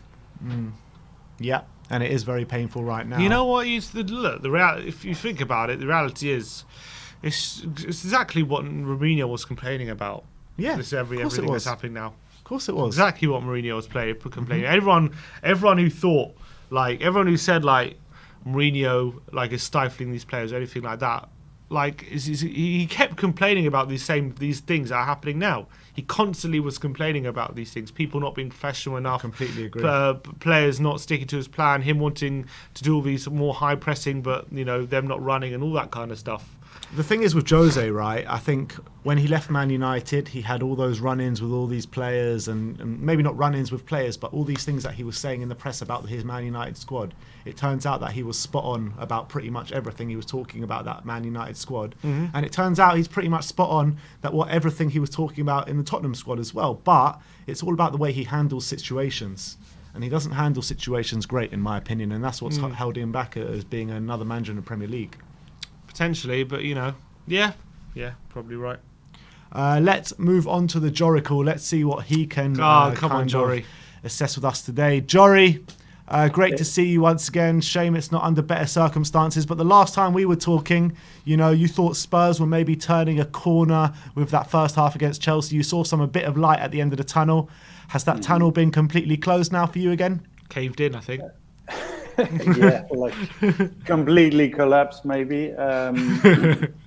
No, actually, one thing I always, every time I come on, I always forget a few points, which is good because I talk too much anyway. So, the more Jory, the better. That's what everyone likes to see. All right. But actually, I should have ended on, and I had that as a note, which was even though I mentioned all these positives about Nuno, I was going to end on, even with Nuno and Paratici, Levy is not going to make it work for us. And to be honest, I was just reading back the interview from Nuno yesterday. He is clearly trying to let us know that some interference, something was, there was some decisions also coming from either players. I mean, I suspect now both the untouchable players, like John likes to call them, and I completely agree, and the board and stuff. It's a cozy little kind of pact of mediocrity, and they kind of are in it together to kind of not rock the boat, and in terms of how can you run a club like that and what would you get out of that, it's like we're basically like a horse breeding station. It's exactly this. Levy wants to find a new player, cash out big time, wants to keep some excitement around the club in terms of selling merchandise and getting these events on and all of that, but there's no real intention of risking anything for any glory in this club, in this club, So yeah, and I think I never really rated Nuno very highly tactically, and I was furious when just as soon as the game started, I saw I just thought, what are you doing? It was so obvious that we just left the complete. We abandoned the midfield, and they were there with their strongest lineup, plus they had their fastest players on, So it was very important to get the early stops on these fast wingers and all of that, So. And we didn't, So whatever happened to the game is won and lost in midfield? or the game is won in midfield. Yeah. You know what I mean? Exactly. But I feel like, I think like Nuno is probably could be referring to Delhi, although I kind of find that a little bit difficult to believe, because Delhi is showing great attitude. I mean, I really I can't knock him at all for his attitude. As the same with Tanguy, he was fighting. You can discuss whether he was efficient or if he's good in defensively at all or whatever, but he was at least like doing his work. I suspect, and I know this now, Kane is a part of the problem. Kane is a made man. He calls the shots. There was an event there. You could see it, just the squad was, if you take the squad after the Wolves game and the squad now, there was cohesion, there was contact between them. Now they were completely it was completely ruptured. There was no team really on that pitch from our side, And I'm pretty convinced Kane is too much of an influence in the tactical and managerial stuff, And I can see a version where Nuno wanted Kane on the left again, and he refused, and they had to scramble and try and make it something different, For me, I can't believe that a player with the amount of leverage that Kane has would be satisfied with this. He wouldn't. He was shameful yesterday, I think, along with a lot of other players. But I think the other players, for me, they look more shell shocked. They look like, but kind of like, if I had to grasp at an explanation, I felt like they looked like they knew this plan wasn't gonna go. They knew that it was already lost from the beginning, And if that's the case, then you have to ask yourself, how come that happened? How come the players are walking onto the pitch convinced that the system that we're setting out there is not going to work? I think a lot of the time, in general in football, but in our club especially, a lot of stuff happens just like the last 24 hours, the last hours, whatever. And especially when you're kind of grasping for explanation, because it was so obvious, And for me, I said to my mate, which I was watching, you should you need just 15 minutes in, I said, you need to do at least 2 substitutions right away. The system is completely broken. You need to get Skip in there. You need to maybe even get Bill in there, I thought, simply for the running and the high press. We were so, once the Arsenal, the press was so bad and the midfield was so open that once we tried to stop them, they were full gallop, There was no stopping them. They were completely blasting us down, And the same with Dyer in there. It could have been Dyer Romero for my, I would have accepted that, but I was imagining it would be Dyer, Sanchez Romero. So I don't know. I mean, I'm speculating as so many times before, but I was furious with Nuno, because at first, before I saw that interview, I was like, okay, I never kind of thought you were the most brilliant tactician, but this is too simple. This is too obvious. Everybody can see this is not gonna work. It was crazy, the midfield, though. When you look at when we had the ball, when you played it short to Dyer and Sanchez, it was crazy how far away all the midfielders were from the defenders. Exactly. Was that a plan? If that was a plan to have them so far away, then you got to seriously question his methods. If it wasn't the plan, then why do these Exactly. players not understand where to be when defenders have the ball? Obviously, when a players like Dyer and Sanchez, who are not the best long passers in the world, or Dyer's okay, but especially Sanchez, who are not the most comfortable on the ball, they're going to need players very near them, close to them, to help build up the play, because they're not very good passers. They're not going to be able to play through either needle passes when behind players and stuff like that.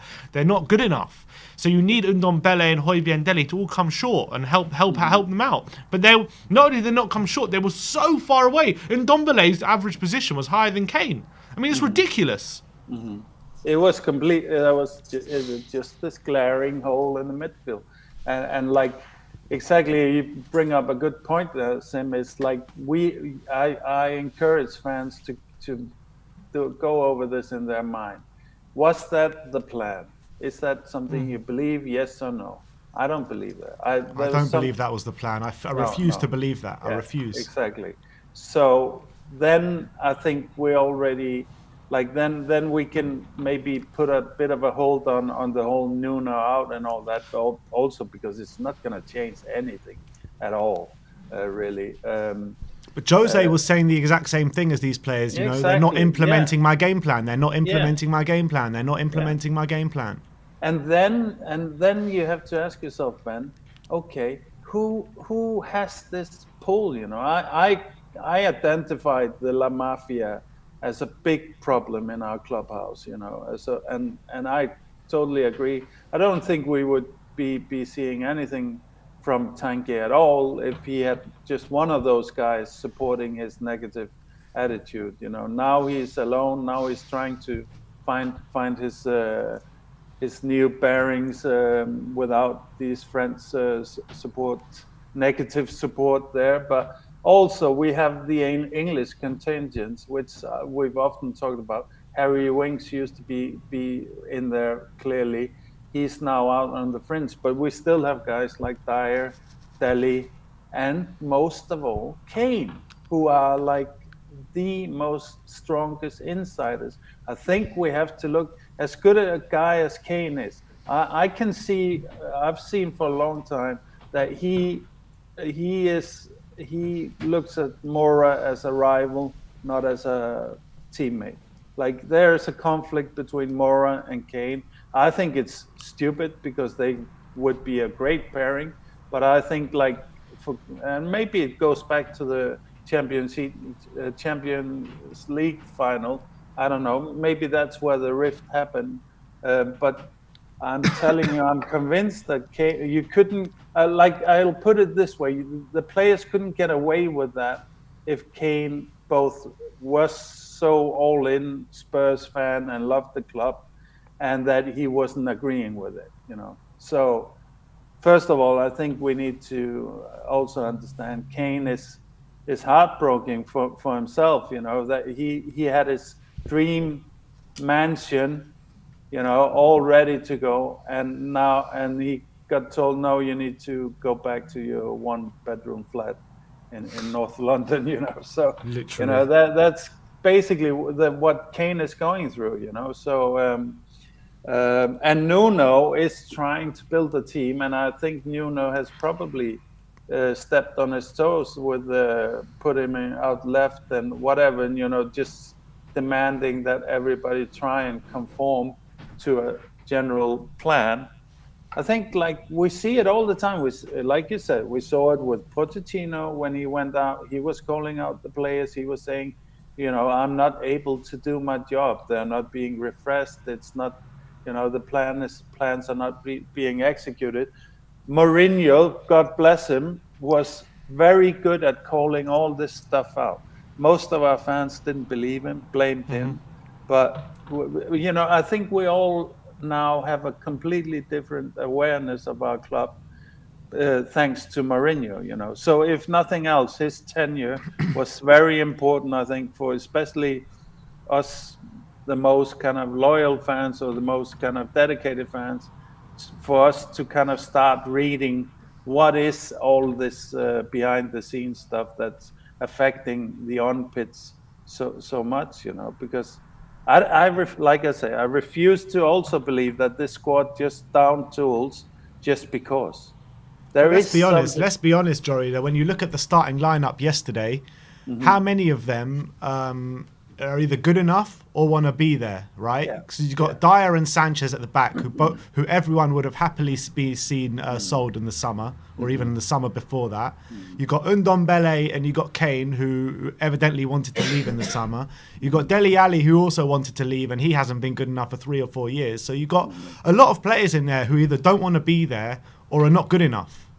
And that's the facts of the matter. Yeah, that's definitely absolutely a fact. But Ben, this was Arsenal. Arsenal is not a great club. I agree. They are now starting to really get something going with their young players. I'll give them that. They got a great midfielder in Partey, and I'll give them that. But we made Arteta look like a complete genius. And in my book, Arteta is borderline retarded when it comes to managing. But it's just like how we made Patrick Vieira look like a complete genius as well. Exactly, true. Yeah, exactly. And so I mean, I'm not gonna take. I am still convinced that I think like a Mourinho would have been quicker to save the situation. Like I think Mourinho would have had more tools in his box to kind of patch it together. Let's say Levy says no, we have to have Kane in a certain position or whatever. Like goes in there and puts his foot down. Or Kane does it. Or let's say for some reason he's not allowed to play Romero and has to play Dyer instead or whatever.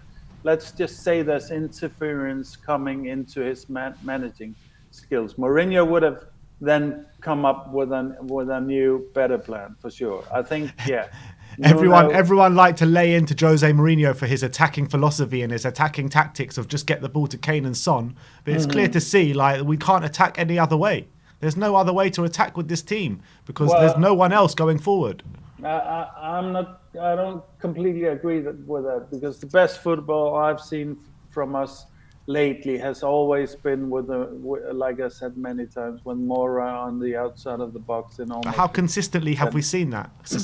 Everyone says that. Everyone says that's the best football we played, but the only 2 wins I can remember we beat Burnley, we beat Palace 4-0, 4-1. Like what other game have we seen Lucas do play well in that position against someone good and we actually get a good win? The first North London derby last season, he was very good there. What do you mean? We won 2-0. That was Kane and Son. No, but Lucas. Yes, but Mora was drawing them out. That's the whole. You're talking about in a 10. Yeah, in a 10. You're talking about when Alderweireld scored. The first North London derby at the new when stadium. Alderweireld scored the winner. That game. Okay, that's that game. I know we lost the game I'm about to talk about, but the Everton game, everyone talks about how well we attacked that game. He was central to pretty much everything we did that day. He was brilliant. There has been a few games where Lucas Moura has looked very good at number 10, but we haven't seen him there consistently. I don't want to make it about that necessarily, but for me, also I'll say this season I think Lucas didn't play number 10 of that. The Man City game and the first half of the Chelsea game, we saw that high press. For me, what are we doing? We need to be. We are the last in the league. Can you hear me? Yeah, we can hear you. Hello, guys. Yeah, we can hear you. Yeah, we can hear you. All right.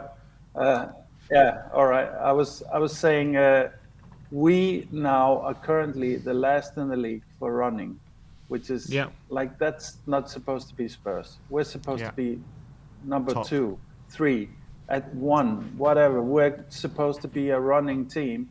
We're super static. When I've seen us as a running team has been with this Lucas Moura centric kind of setup. I mean, I feel like the first half of the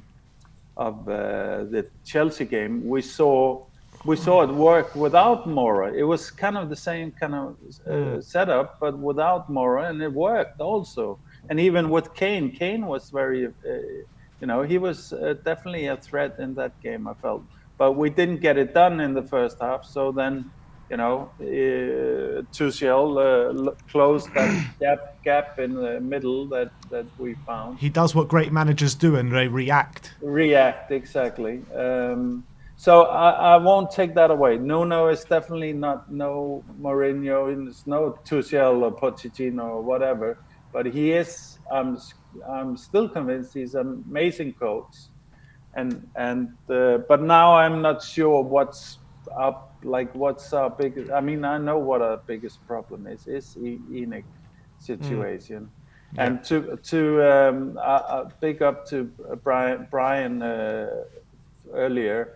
I think what you need to do there in London is you need to have a standing protest before every game or every Premier League game or whatever.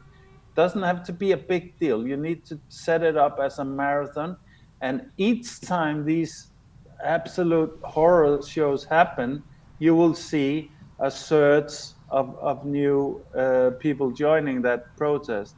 I mean, we saw it here in Iceland with the financial crisis. It started every Sunday. It was like 20 people at the start.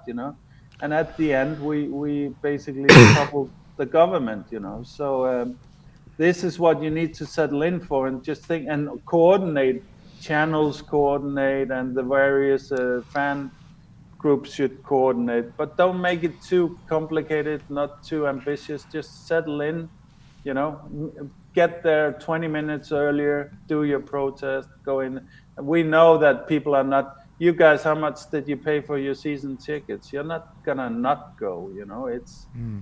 We know if we have the chance, we're gonna go. So just make an embarrassing mark for this organization. And I do agree with Brian that the American kind of connection does make Spurs more sensitive than other clubs. The Americans run away from all bad publicity.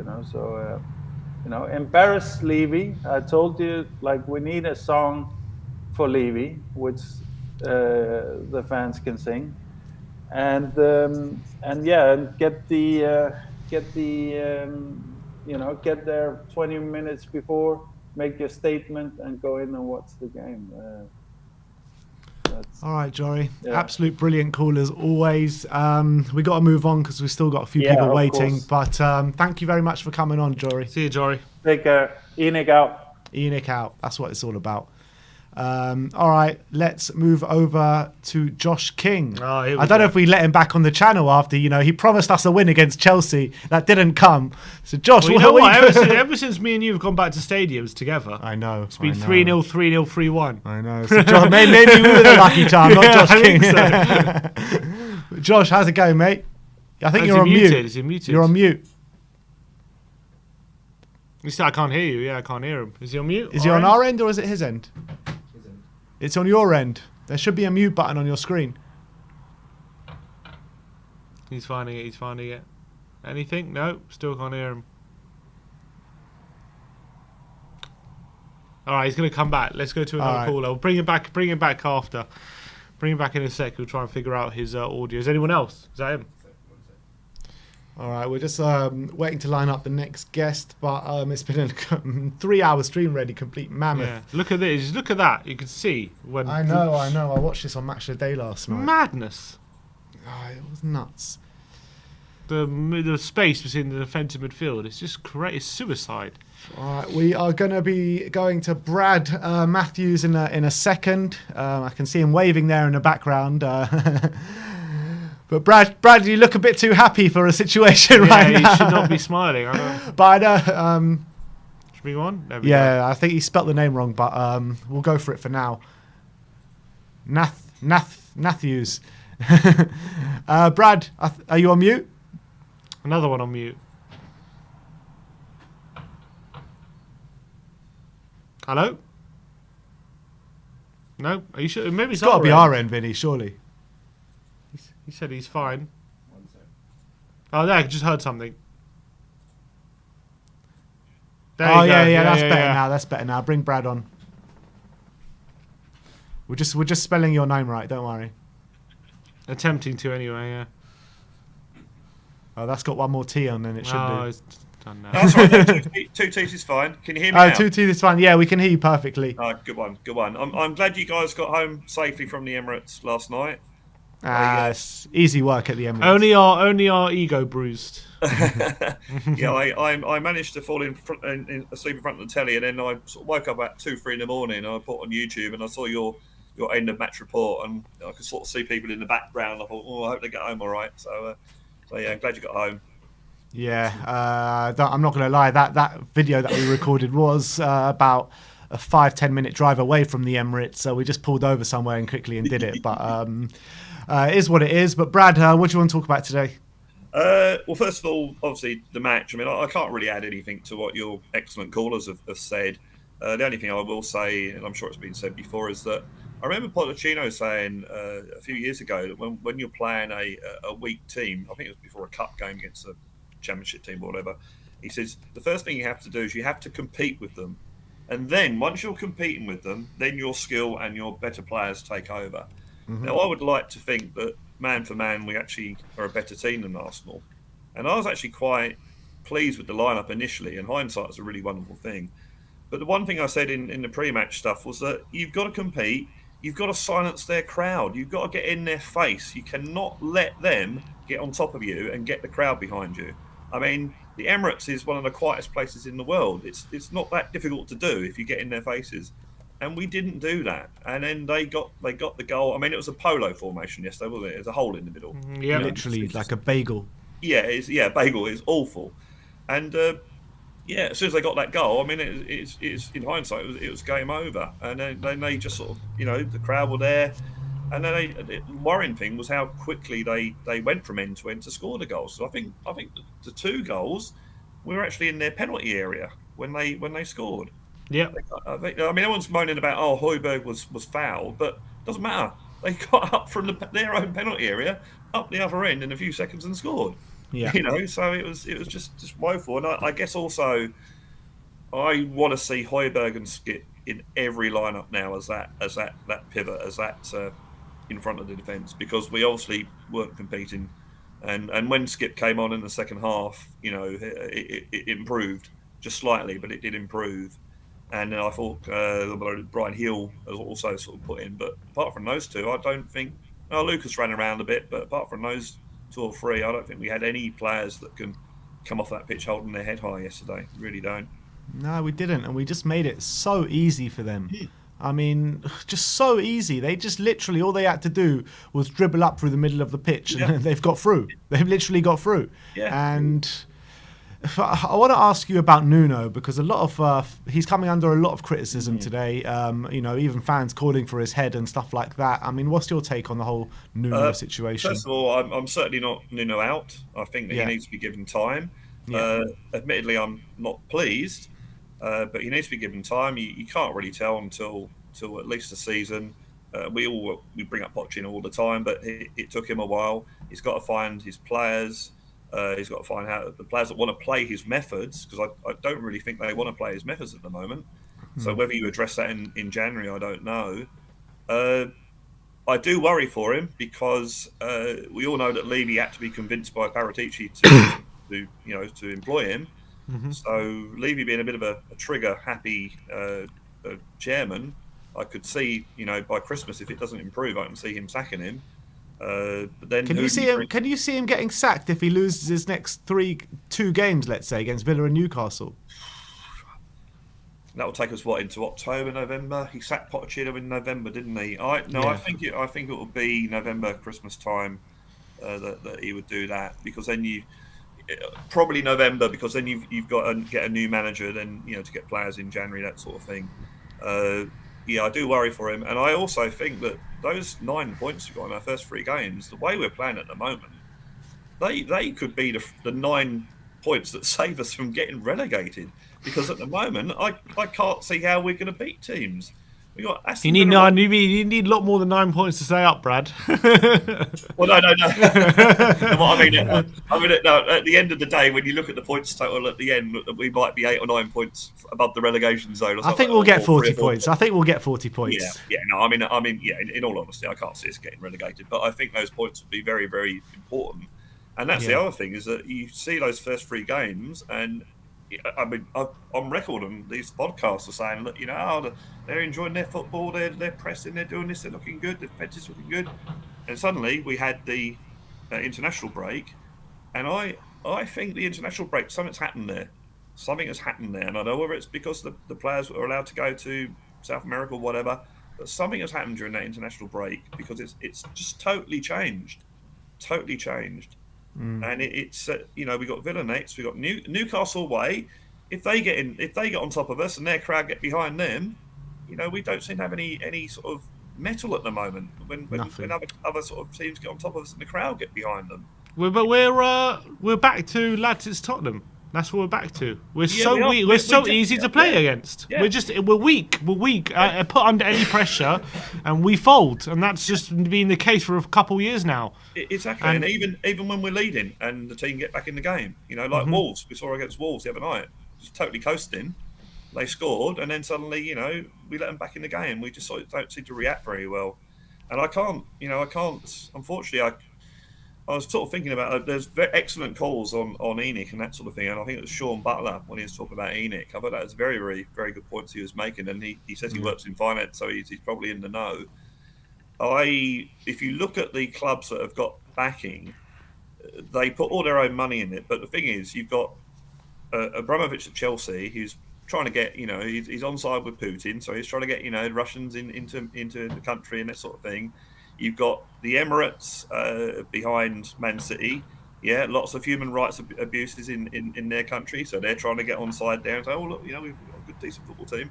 Whereas ENIC is English National Investment Company. So basically, people put their money in to get money out, so they're not going to take any chances because their investors won't let them. So, we're behind the 8 ball straight away. The only one thing I will say, and this is a bit of a pipe dream, is that I think that Sean Butler said that there's a lot of property around Tottenham that ENIC own, and they'd have to sell that to any buyer at 3.8 billion or whatever it was. Well, we've just had an Amazon store open in Ealing where I work, and I'm thinking Amazon are getting into a lot of things. So maybe the next thing is Amazon Homes. So maybe Amazon will come in with Jeff Bezos and his billions and think, okay, we'll buy all this property, we'll buy this football club. And you have a little Amazon village in North London. So yeah, it's a bit of a pipe dream, but yeah. That's the first thing that came to my mind. Pipe dream. Yeah, no. Hey guys, before anyone in the comments and that, no, I'm not being serious. I'm being a bit funny about that. But wishful thinking, though. I like it. I like thinking outside the box, Brad. But I mean, we need to come up. We have to. But we need to come up with some real solutions of a way around these problems, because I can't really see any. Well, going back to the Nuno thing, it's interesting. As I say, I'm not asking for him to be sacked, but he's got a 2-year contract, and so has Pochettino. And you can actually see that once that 2 years is up, if Pochettino's contract is finished, then maybe that's the next thing. But I don't really putting this club on hold for 2 years. Yeah, pretty much. Yeah, I think Brian Daigle has said this before. I don't really want to see Pochettino at Tottenham under ENIC. I really don't, and that it's not looking good at the moment. But we have to just sort of give Nuno a chance. I mean, he did get criticism for, I think, because he changed the team for a more attacking lineup. And I think one of your callers was saying, "Oh, he's reacting to what the fans want." But if he hadn't have done that, we'd all be moaning as well. So I like to think it's more about him actually looking to see what tactics he can play at Tottenham to actually achieve what he wants to achieve, and hopefully that's what it is. He's tinkering, and hopefully he'll get it right before we drop more into the mire. Let's hope so, Brad. Let's hope so. But always a pleasure to speak to you, Brad. Good times and bad. Nice, and we'll speak to you soon. It was great to meet you at the game last week as well. No, I really enjoyed that day, meeting all the YouTubers and you guys. I think it was really, really brilliant. And hopefully we'll meet again one day as well. And it's a great day spoiled by football. It was. Exactly. It was absolutely brilliant. And I have to give a big shout out to Stelios, Brian Daigle, and Danny the Bun, because they gave us a lift all the way into North London, into I think it's Grants Hill, for a curry house. We had a curry, and then the guys dropped me off at Oakwood Station, which is literally a Piccadilly line, all the way to Ealing Common. I was home, so that was nice, lovely. Big shout out to them. A great day apart from football. Yeah, and no more Doors reference for This Is the End, because let's hope this is the beginning. We'll speak to you soon, Brad. Yeah, cheers guys. Have a good one. In a bit. Nice one. All right, let's see if Josh King has got his audio sorted. Can Josh? you hear me? Yay! Here we Yeah? go. Good Josh, how's it going, mate? Yeah, not great. I'd like to point out that the bad run started when you guys left the studio. So I don't it's technically for that. And it was your audio. Yeah, so it's on our side. I see. Nothing's your fault, Josh. Josh has come with violence today. He's come with violence. I'm just not in the mood, man. Oh my god. Josh is ready to destruct anything in his sight. So go on. What do you want to talk about today, mate? Yeah. I know you guys are probably like tired. I'm the last caller and all that, so I won't keep you too long. But I think there's a couple of things. So first of all, I think at this point, Nuno has one option. Yeah, I think it's something that Poch did as well. You remember when in his first season he was still playing Adebayor and Soldado and Capu and Cabal and Lennon and all these people. Yeah. Yeah, but the great thing is we didn't even know that he had those players at that point. We didn't know that our academy had some players that could actually perform in the Prem. And I feel like we've got that core now, not necessarily from the academy, but even in the first team squads. Like, you drop one of Dyer or Sanchez, my preference would be drop Dyer, yeah, and then you play Rodon, yeah, and then you play Romero in Sanchez's place. Sanchez is the third centre back. You drop someone from up top. I know a lot of people are saying Kane at the moment. I don't know if I 100% agree with that, but whatever. And you play Gill. You play Skip every game. He's our best midfielder at the moment. Every single game you play Skip.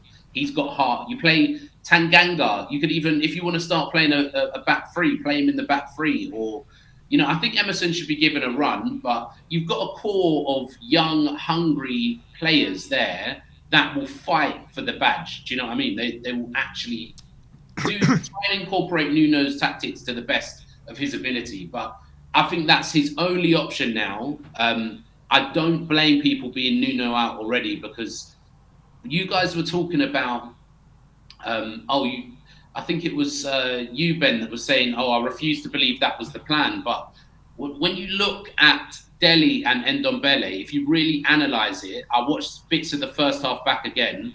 They're so wide to cover the fullbacks. That is clearly instruction. I'm sorry. Like, that is the reason there was a donut hole in the middle of the park, because. But they were showing like broken down kind of highlights on Match of the Day last night. I don't know if you saw Match of the Day. No, you saw. I don't blame you, mate. How dare you watch Match of the Day? I needed to see some analysis on that because it was just so bad. I just needed to see it. What the guys were saying. It was Martin Keown and Jermaine Genius. He's to see it for himself. I need to see it for myself. And to be honest, that's probably the first time I watched Match of the Day this season, funnily enough. But anyway, and they showed every time Eric Dyer had the ball, there was such a gap between the defence and the attack, or the midfield, right?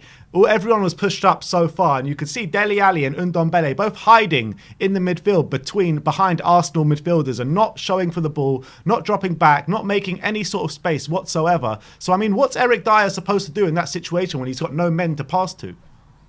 Yeah, I agree with that. But also, even at the start of the game, you could see that we were trying to set a trap for when Arsenal were in possession, yeah? So there might be some confusion over, like, where they're meant to be when we were in possession or something. But if that really wasn't the plan, which I don't believe, because I believe it was the plan to have Ndombele and Dele covering Arsenal's passing lanes, and that made them like hide in or wider or whatever, however you want to say it.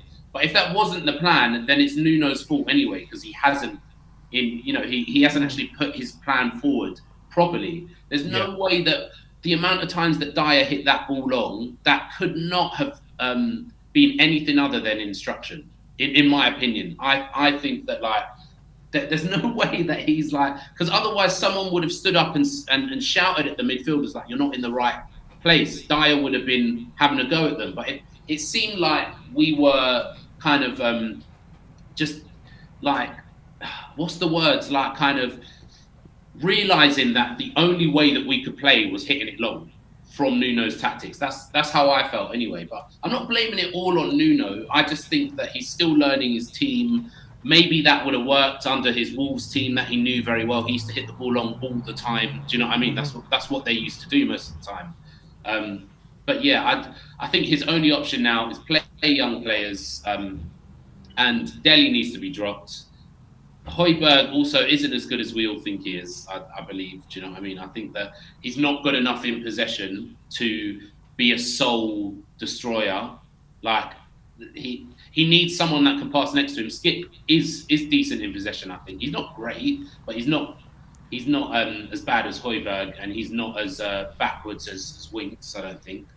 But yeah, that's what I think. On the whole ENIC thing, I think the guy that works in finance, he took the words out of my mouth. Like, it's just not going to happen. I'm not saying we should resign ourselves to it, but what I can see happening, because we're Spurs and we always get the worst case scenario, is that we end up with a Mike Ashley situation where we kick up enough fuss that ENIC are like, right, forget this, innit? We need to get out. And then, we get buyers coming in. The only people that have the money to buy us are people that the Premier League won't want to buy us, and then we just get vetoed out. You think Arsenal, Man City and Man United are going to vote for us to be taken over by a big conglomerate? Like, they're never going to accept it. So I'm just kind of resigned to the fact that we have ENIC, and what we have to hope for, I still think we should kick up a fuss, but we have to hope that Levy strikes gold again and has learnt from his mistakes and backs this manager that he strikes gold again with. And I think that could have been Potter, because of what Potter can do with players that, aren't of the best quality. And then just hope that he continues to back that manager. But I don't know. What do you guys think on that? I said Potter was mine before Conte, and Poch became adoption, which was never really an option anyway. Potter was my choice, so I really wanted Potter in the summer, and if we could somehow get him in, I would love that. I don't think it's possible at the moment, but in terms of ENIC, I mean, who can buy Spurs? It's not going to be easy whatsoever to get someone to stump up 3.5 billion. It's really going to be, you're looking at the top 0.11 of one, like it's 1% of, like, it's going to be impossible. It's going to be impossible. I'm just worried that the Spurs stadium is going to be just turned into an event arena. It's not going to be a football stadium anymore. Honestly, that's why I see it going. Because I honestly don't think, as Tony was saying before, like, ENIC is an investment company. They what they look about is how much money they're going to put in to get out of it. And if they're looking at a team that, if they invest nothing, it's a chance they can get Europa League. If they invest 100 million, there's a chance they can get Champions League. Well, why gamble and spend 100 million? Why not just settle for Europa League, spending no money, and you probably get a guaranteed more return on your investment than spending 100 million and getting maybe 150 for going Champions League. If you spend nothing and get like 60 million for being Europa League or whatever it is, it's probably a much more viable option. It probably makes more financial sense to them. They don't, and they got all these events coming in. They don't need to. They probably don't bother even thinking about spending big to get Champions League unless we're really in the mire. Like, and then as soon as we're like in the bottom half or something, then they'll think, okay, we need to spend. But like, until we get to that point, they're not going to put any money in. And I don't know where we go with it. It's just, I don't know. I think before the stadium, the Champions League was like the be all and end all for them. Yeah, but now it's not. But now it's not, because they've got so many different revenue streams. You know what I mean? So they don't really need it too much, and they can spend less money, no money, next to no nothing at all, and still be getting a healthy profit out of the club. Yeah, I do agree with that, but at the end of the day, the club is still their biggest asset. Oh, he just went. That's a shame. We were just about to get something good. We were just about to get something good. Let's see if he rejoins. I'll just go. He's back there. All right, go on. Bring him back on. Yeah, that was really weird there. I don't know what happened. But Levy, I think, interfering. You're about to give out the secrets. But at the end of the day, the club's still their biggest asset, and I think that, playing Champions League, I'm not saying that they're going to invest, but maybe they will reinvest this event money into the club. Like, I don't think the window, the choices of players and stuff like that, I still think we could have pushed more. But I don't think we had the power to do more than we did this window without selling Kane or another big player when we've just come off the pandemic and we're still in huge debt with the stadium. Like we haven't had any event money roll in. People are talking about the AJ fight. That's only just happened. Do you know what I mean? We didn't have any other big event like things going on during the pandemic, did we? Like, yeah. No, we had them all lined up before the pandemic, though. We had loads lined up before the pandemic hit, didn't we? Yeah, but you don't spend money before you've got it, especially if you're Levy. Like Levy's not going to do that, is he? So I still have faith that, like, not in ENIC particularly, but in what they said, that it's all to replenish the team. Like, I think that even. Do you genuinely believe that, though? Do you genuinely believe that everything that they're going to get from these events is going to go back into this team? Not everything, no. But I think that a big amount of it will, and then they'll pay themselves some bonuses and stuff like that, and people will be happy with their dividends, you know what I mean? So it will still be more money than we would have had if we were just staying at White Hart Lane. Right. But it's not like we've had the option to do that. It looked like when we got Mourinho in before the pandemic, there was probably a plan to have a big summer. Do you know what I mean? Yeah. I reckon there probably was. You don't get Mourinho without spending money. But do you know what? My main thing is Nuno has this choice now. He has to play young players. I think we made the wrong decision getting him in, and I think it was just, how do you go from Mourinho, who is basically the pinnacle of defensive football, to then Nuno, who is just, he's a B-Tech version of Mourinho, really, isn't he? Like, when you think about his style of play, the things that he's done, you think Mourinho, with that team full of Portuguese players, couldn't have done the same thing that Nuno did, bringing them up the leagues and stuff like that. Like, he could have easily done that. I don't think we were getting anything better with Nuno, but you can't just sack him straight away. So now you're at a point where, like, he has to take it upon himself to play younger, hungrier players. We need to... Levy just made such a big mistake getting Paratici in. It's not Paratici as a scout, but what it is you're talking about this attacking football, and then you go and get one of the most resounding, historically defensive teams' chief scout. Do you know what I mean? To be your football, like that is what you're getting with Paratici. Like, Juventus have always been a defensive team, and they've always won their leagues and stuff like that. So how are you expecting him to then appoint an attacking manager? And it is a big mess. But I think the only way that we get out of this is if we strike gold, we get lucky again with another. And then this time Levy's like, do you know what? Because all Levy's best choices have been made when he's been humble about it. So back when we lost AVB he probably thought was going to be a big manager. He got him from Chelsea, and we were at our rock bottom. He was only looking at young, attractive managers, all that played an attractive style of football. I mean, yeah, and that worked. Yeah, yeah, exactly. And so, like, that's when he was humble about it. Now he's thought Tottenham is this big club. Let me get Mourinho in. Let me get Paratici in. You know, a kind of glorified chief of football from across Europe. Look, he's from Juventus. All this. If he just settles himself again, gets a little manager like Potter in that is young and hungry and can work with young players and stuff, then I think we could strike gold again. But it's not happening this season. This season, Nuno just has to play younger players, and we have to show some fight. I think. I just don't know. I think the main reason we went for Nuno over Potter is probably because Brighton probably asked a massive asking price for Potter, and they thought Nuno's free. Might as well go for Nuno. I think it's Paratici. I think we were only interested in Potter before Paratici came. When Paratici came, true. The whole list changed. You know, we were looking at Ten Hag, Potter. Well, Fonseca said he was about to sign. Yeah, that's true. But he's from the Italian league, so he was our Italian Potter, wasn't he? Even though no, but he said it all changed when Paratici came in. That's what he said himself. Unless he's lying, he said he was literally applying for pre-season. He agreed terms to Tottenham, and then when Paratici came in, it all changed. Yeah, there you go. That's what he said himself. I mean, he could be a liar, but I mean, it's a bit weird. I don't know. That's what he said. I can't see that being a lie. I mean, it sounds spot on to me. Yeah, it does. But the funny thing is, the craziest thing is this time Levy trying to relinquish power and go, let me give the power to a proper footballing man in Paratici, is what has actually undone us, in my opinion. Because if we'd stuck with the Levy Hitchin thing, we probably would have got someone like Potter in or Ten Hag. That's who we were speaking to. Do you know what I mean? No, we would have got Fonseca.